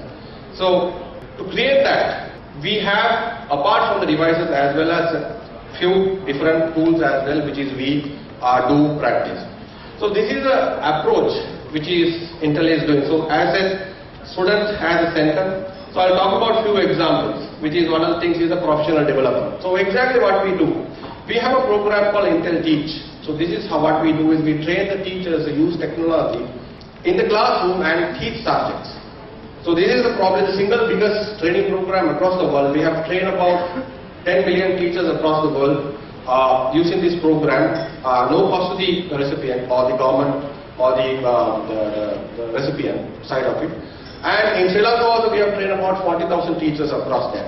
So in Sri Lanka we have 220,000 teacher cards. Out of that, 40,000 has been trained. So we train the subject teachers. They do using the technology. They teach science, maths, biology, whatever the subjects they do. Again, things like going beyond that. Also, we do content builder. The lady from the ADB was talking about Khan Academy is getting translated, or it is getting digitized, and it is getting integrated into the Sri Lankan education system. So again, in that project also we are involved together with the Ministry of Education, ADB and Intel. We are doing that project in 2 countries in this part of the world, Sri Lanka and Bangladesh. So content is getting translated to Sinhala and Tamil, and it will get into a web portal which is all the kids will be able to access. So Khan Academy is something now globally being used. And also on the research side of it. I'll take a great example, actually one of the biggest achievements we have very recently, about 2 months back. In here we have something called Intel Science and Engineering Fair. We encourage students to do research on science and there will be a local competition on that. The winners of that local competition get opportunity to participate in the global competition which happens in US every year. That's about 1,500 students across the world comes for that from 60 countries, and they compete for these innovations.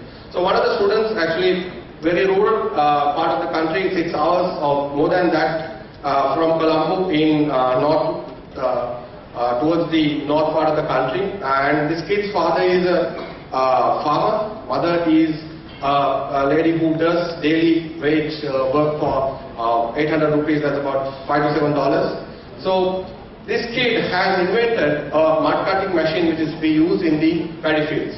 So this kid won a global prize in this Intel Science and Engineering Fair which happens this April, and even this kid name actually went up to the NASA, and NASA went up to the level of naming a star under this kid's name. So these are the innovations, how we encourage kids to get into, or school children to get into innovation, and this is the way of doing encouragement for them on that. So we have a long list of things what we do. With the time available, I'll not get into everything. So if you get into the Intel website, you will be able to see exactly what we do, and many of you part of academia and involved in different ministries in your countries will be able to find these Intel education initiatives which is happening across the globe.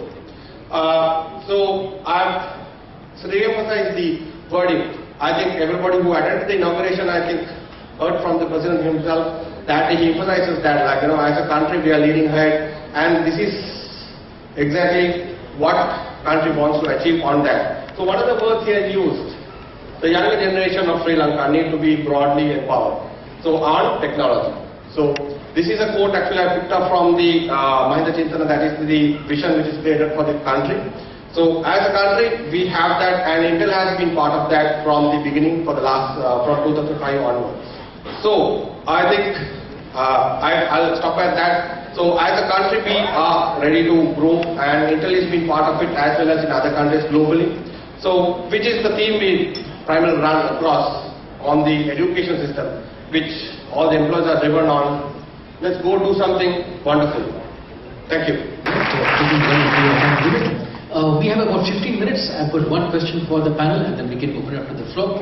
My question for the panel is, in the past 2 years, more and more research on innovation is saying we must teach innovation, innovative projects, etc. at an increasingly younger age. The earlier you teach students about entrepreneurship and innovation, the better it is. So I want to ask each of you, how are you sort of segmenting the age group of the learners in your audience? Maybe in your case, and what is the age group of these people who you take to hospitals? Can you do that at a younger age? So what kind of play works best at what kind of age? And Ruvan, maybe you can talk about research for PhD students versus masters versus undergrads. Felix, maybe you can talk about, is NTU doing startups for undergrads versus grads? And Indika, perhaps you can talk about your school and maybe your university initiatives also. How does age of the learner play a factor in your strategy? So Adam, start off. Well, that's a really great question, because for me it's not so much about what age should you start to teach innovation, but it's at what age should we stop beating it out of children that innovation is somehow a bad thing. I don't know why children are brought up to fear failure. I don't know why we encourage them to not do things. So I think for me it's the other way around. But to answer your question in a more straightforward way, we have students from the age of 18 right up to mature students, and we have many from many different countries all across Europe. About 40% of our students are international, and what we find is different cultures have different ways of dealing with innovation as well, and what can be very natural to a student from one country can be very challenging for another. But for me, it's not so much an age thing, it's where the student is comfortable and what they're comfortable with. Because if we're going to encourage people to take massive risks with themselves, they have to be confident, they have to be well supported, and they have to feel loved for their ideas. And that's really the thing for me to encourage, I think. Ruvan, any thoughts on that? Yeah, I think we need to actually ask ourselves. There was one student, after the talk about creativity and innovation, he said, "Sir, what happens if everybody is innovative? It will be chaos, isn't it?" And that's true. And I said, well, there is no danger of that happening in the next 50 years or in your lifetime, so don't worry about it. But it is true. I mean, we can always say it. So I think in my slides I said that we need to reawaken that curiosity, and that means that has somehow been lost during the years. And this happens in school, and of course it happens also for very, very understandable reasons, because we have huge classes, large classes, and the teacher, poor teacher, is very under-resourced. So there's a typical example from recently. A little girl was asked to give the names of reptiles, and 3 names, and she gave 3 names, and the teacher said, well, 2 are right, but the third one is wrong. And so what was the third one? It was called gharial, and I didn't know what a gharial was until I really looked it up and saw that it was a reptile that was endemic to this region in Sri Lanka. See, so the teacher naturally marked it wrong. So I think in some sense we have to not just blame the school system and so on, but continuously try to reawaken a sense of curiosity in the students. So when we get them, I'm in the university, and we get them, there are 19, 20 and so on. So how do you kind of really get them to do that again fast before they really go out to work? Phoenix. When the student stops learning, the teacher has left the room. This is a Buddhist saying. And if you ask that question, it can be interpreted in a multitude of ways. I find that when I get the students too late, they come with baggage. And the baggage is something I can't undo. So the only way to do is to divert them. And divergent thinking is good, because if I'm teaching an MBA class, executive MBA class, there are only maybe 5 Singaporeans in a whole group of 30. Right, the whole class is 30. They're all from Vietnam, different locations. And you get diversity. So when you throw a question in there, it's perfectly alright to get everybody to answer it in different ways, because there is no right answer. And when the professor actually conducts the course and a difficult question pops up, he normally hands the mic to me. Because you need real world experience to discover which of the mistakes resulted in a result or solution. But that's not possible where the academia is concerned, because all the answers are printed in the book.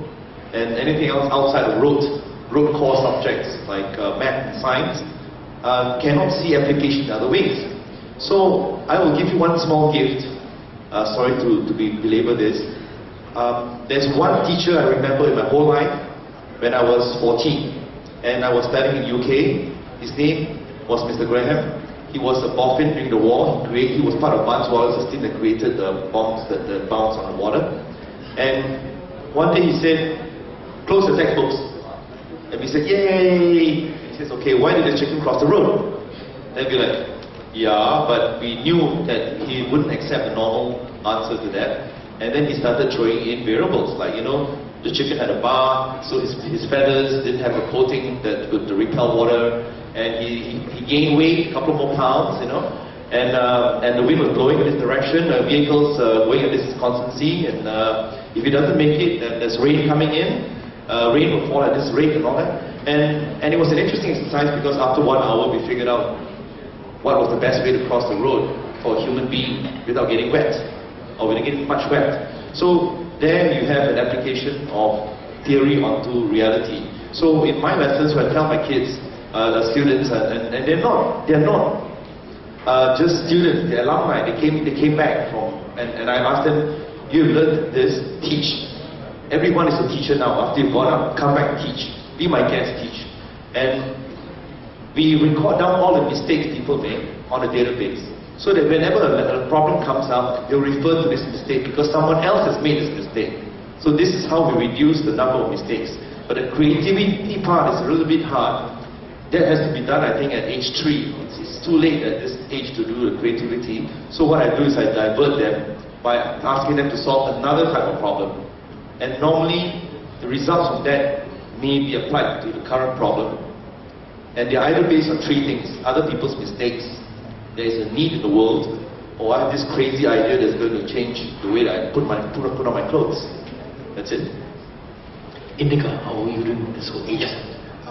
So one example which I kind of use in these kind of comes to the age stuff, right? Say simply, you take when you're on a TV, you want to use the remote, and like elder generation basically use the both hands and kind of aim the remote to the TV and they on it. Like in our age, probably we'll use one hand and aim it and use it. But the younger generation or younger kid, they just sit wherever they want it. They know it's getting on, right? So things like the younger generation picks up the technology very fast. They understand how exactly this works. So as a company, a little perspective, different to what they said from as a company, we provide, as I said, the devices for all this technology, which is another day helps them to do research and innovations, all that. So even now, as a corporation, we are looking at, okay, whether devices can be given to toddlers. So it's going into that level, whereas earlier it was university students, it came to the K-12, now they're looking at for the toddlers. And also, right use of this technology. How do you use this technology, what you do with that? So that's what we are looking at. So as getting into the age, I think it is right across, which starts and how you use it. And when you come to the higher grades, which is come to the universities, which is you get into the real innovation and the research and you basically move on. Audience comments, 30 seconds each. We can take maybe 3 or 4 comments from the audience. Anybody have something to add or comment or question or suggest? Especially, for instance, to Rohan's comment that in very large classrooms in emerging economies, it's hard to be very creative because there's just not enough resource or time, etc. I think that's a very good point for the education system in many of our countries. Questions, comments from the audience? Or are you too hungry and waiting for the very nice food outside? Yes. I think we've done a lot of talk about innovation, and sometimes innovation means coming up with wonderful software and coming up with Google Glasses. But I think we've seen an excellent example from Estonia how with little resources you can accomplish a lot. And I just want to bring up one example, and it's all of you here, well, those who have arrived from other countries, most of us have arrived with suitcases. But I can still remember, and I'm sure many of you can still remember, when those suitcases didn't come with wheels. And wheels have existed for thousands of years. This concept, you have a wheel and you can transport items. But the idea of putting wheels on a suitcase has helped many of you from, not having back braces now, and has helped many of us students, you wheel around your books. The idea of putting two things together that seems so common and normal, and this kind of innovation that you can have with the simplest of things, I think is very important for us to consider. And so sometimes innovation is, it's the product that's really different and unique. But sometimes it can be a very small change, and I think particularly for those of us coming from developing countries with more limited resources, I think if we help students and encourage students to innovate, even in the smallest ways, we can make a really big difference. Fantastic. It doesn't have to be a big research lab, etc. Okay, any other questions, comments? I'll ask my colleagues. Yes. If you don't ask questions, you don't get lunch. Next question, winner gets an iPad. Just, when it comes to entrepreneurship, some people are saying, just don't go for education, start exploring and make mistakes and go on that path, like Steve Jobs. But on the other hand, most of the people are getting into the MBAs, degrees that after that MBAs and so and so. What is your opinion on that? Like, what is that balance in between education and go exploring on yourself? And how an entrepreneur can identify that there are gaps within himself that he can fill with the education? Well, that's your first exercise in innovation, right? Yep.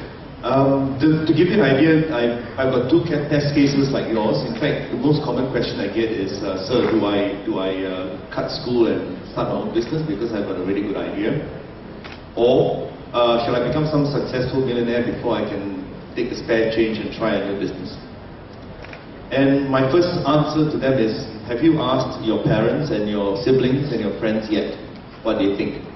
Because if your parents say, okay, in the Asian context, the parents will come in psychologically and say, you know how much I sacrificed to get your education for you, and you want to do this to me? So obviously, there's going to be some negative constricting bonds, you know. You have to do that. The second thing is that your partners, your potential partners, are going to be with you. And recently I had a simple case. I told these guys, 4 guys, who came up with a very interesting concept. Everybody who comes to a conference gets an iPad. All the conference notes, everything, all the appointments are in the iPad. It follows you wherever you are. It tells you when your speech is due. It gives you all the things. It's a perfect business model. But it can't be scaled. So I told them, you need to franchise it in this manner. And they said, no sir, we're doing quite well, we're making good money. And 6 months later, one of them came back. All my partners have left me. They've gone to do something else. They think that it's too boring. They suddenly realize it's not scalable. Sir, help me. Now, the prodigal son returns. So I came back and I said, look, I want you to go back, reflect on the beach, on your navel, in the shower, and take out the notes that I gave you. What were the things I asked you to do? And you go back and look for similar, like-minded thinking students, because you can't do this on your own. I promise you, if you try to do this on your own, you are the 0.01%. Steve Jobs didn't do this on his own. And I met the other Steve who helped him, wasn't very happy with Steve Jobs, okay? So, I'll tell you, you can't do this on your own, and no one is going to fund you if you do it on your own. Because of key man policy, if one person goes down, the whole company goes down. That's not possible. You need a team of 3, best 4. And if you don't know all their wives and girlfriends, you should not do the business with them. That's very, very clear. I'm not kidding, okay? And preferably one of them, there should be a lady in one of them, or a girl in one of them. Because that's divergent thinking. Alright? So, to answer your question directly, there is no right time. But then, in the last case, successful case in NUS, National University of Singapore, the researcher who just got passed, he just got his defense. He was going to be a professor next month. And I got him to leave the university. Why? What could I say to him to make him leave the university? And I did. I said, the boat is out there. They have given you 3 crew. We know. I'm ready the funding. You step out. If you don't step out, this business doesn't run. And he was like, should I not? I said, think about it. You have 2 choices. Search deep inside. What did your mother tell you? If your mother is not still on your back, you're okay. If you want to decide, I want to take a risky business, I can always become a professor next year. Right? Okay, we have 2 more last questions and we're almost out of time, so we have to make these quick questions and quick responses.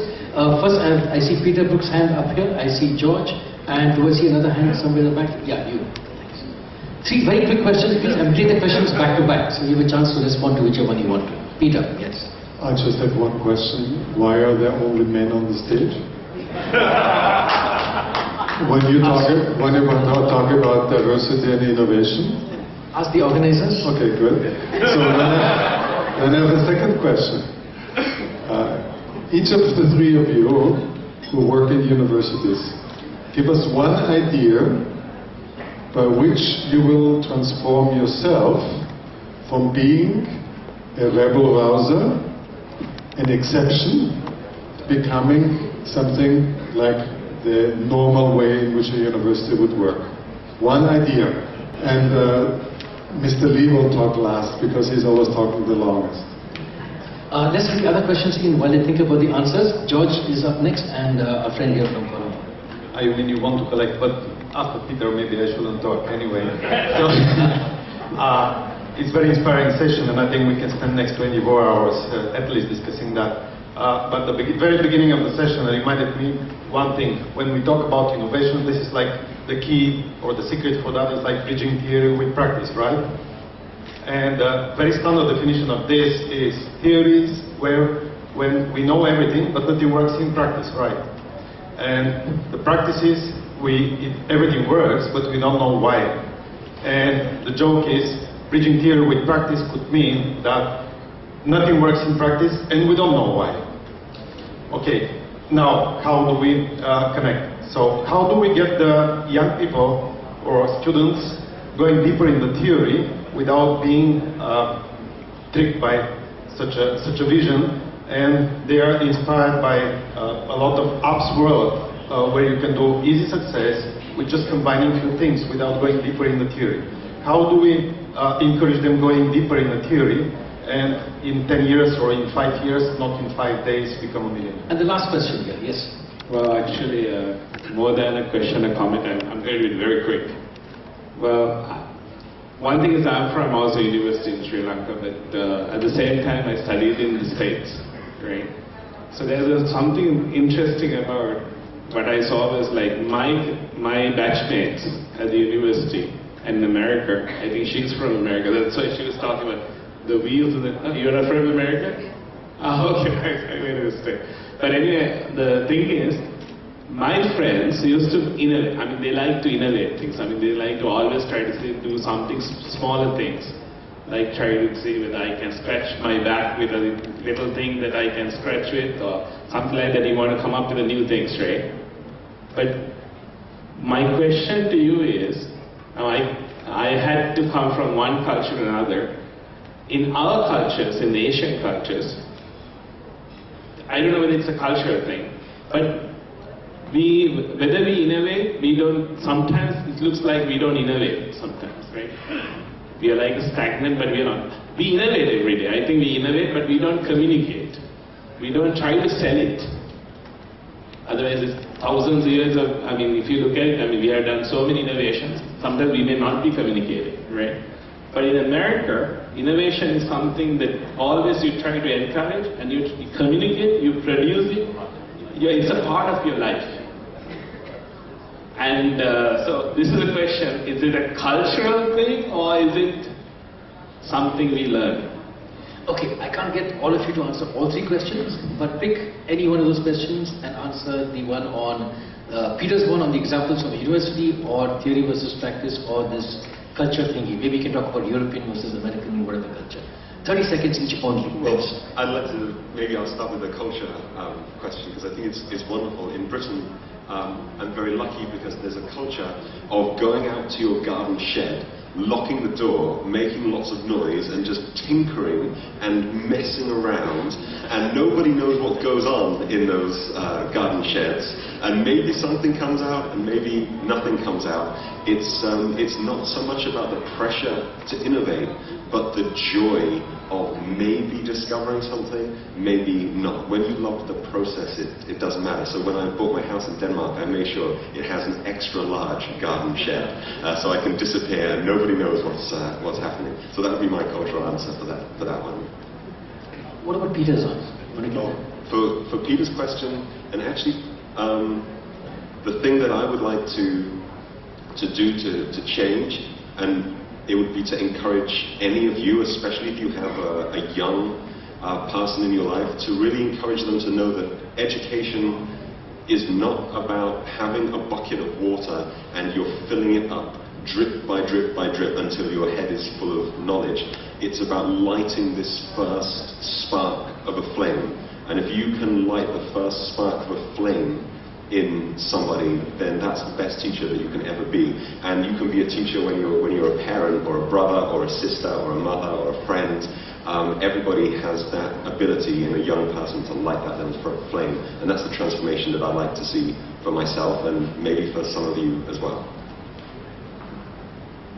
Yeah, I'm not sure I understood Peter's question, but I think in the context I teach in, we are already, I think we are under so many rules and regulations and so on. The only way that we can kind of do this kind of thing is to subvert, within quotes, the system. So how do you subvert a system is that you try to show that the rule is not really what it appears. So it's in the interpretation. So you bend the rules. My professor was an expert at this, at bending the rules and doing what you really want within the same rules that curtail everyone else. So I think in our cultures, this is the skill that we want to try to show that we are still obeying the rule even though we are really breaking. Yeah. So answer Harsha's.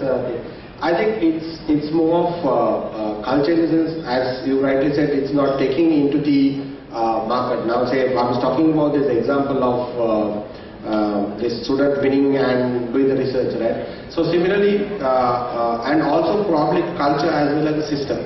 Now when you have something of this innovation, need to get patent and the structure has to be there to take it, and probably somebody, or it's becoming a commercial venture and getting towards the globe or getting into the market. So we, and as Intel, I get to see that what's happening in Europe or what's happening in US or in Latin America. Similar projects what comes in, most of the projects comes in US or Europe, most of the time it's getting to the commercial space and it goes and get developed. But this part of the world, that has not been happening. Probably it's not, it's culture plus the systems which is available. I think we, as in Sri Lanka, we are doing a lot of corrective measures on trying to get these things going and get these kids for the innovation. And one of the things which is we found here as well, with the education system what is coming in now, say these kids who do a lot of research and innovation, chances of they are getting into a university is chances of little less, because we have little in this, specific to Sri Lanka or in this part of the world.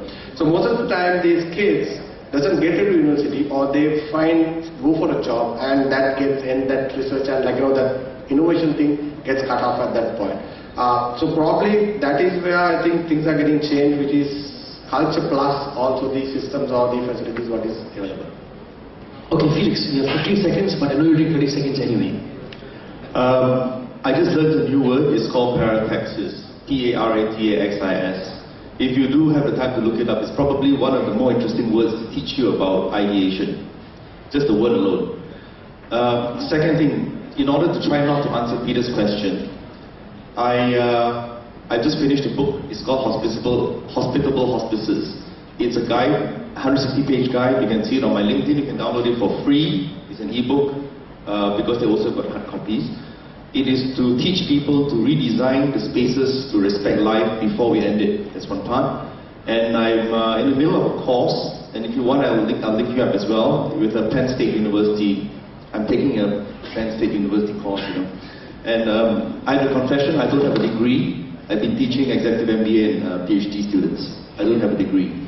And this course I'm taking is a part-time one. It's to do with innovation, culture, and collaboration, and its purpose is to define a methodology to train children at the age of 3 how to be creative. So if you want, I can link that up too. And to be more precise, in one sentence, to try to answer Peter's question, if I were to go back, I spend 90% of my time outside of the university, I shall endeavor to change my ways by encouraging more of my alumni students who have made it big to go back to university and infect the rest of them virally with the potential to create new business by joining their companies. Full stop. Let that virus spread over lunch. Lunchtime is here. Round of applause please for a fantastic panel. Adam, Ivan, Felix and Indika. And I guess we'll break now for lunch. Stand on stage please to give the tokens of appreciation. And first to the wonderful moderator, to Mother. This is for my mother and my father and all. And to have the token Adam Montanton and Dr. Ruwan Veerasinghe.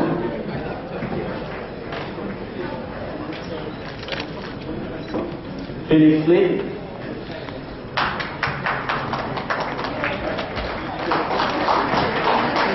I will be back. I will be back. And Indika Lee. Thank you once again for the Mother.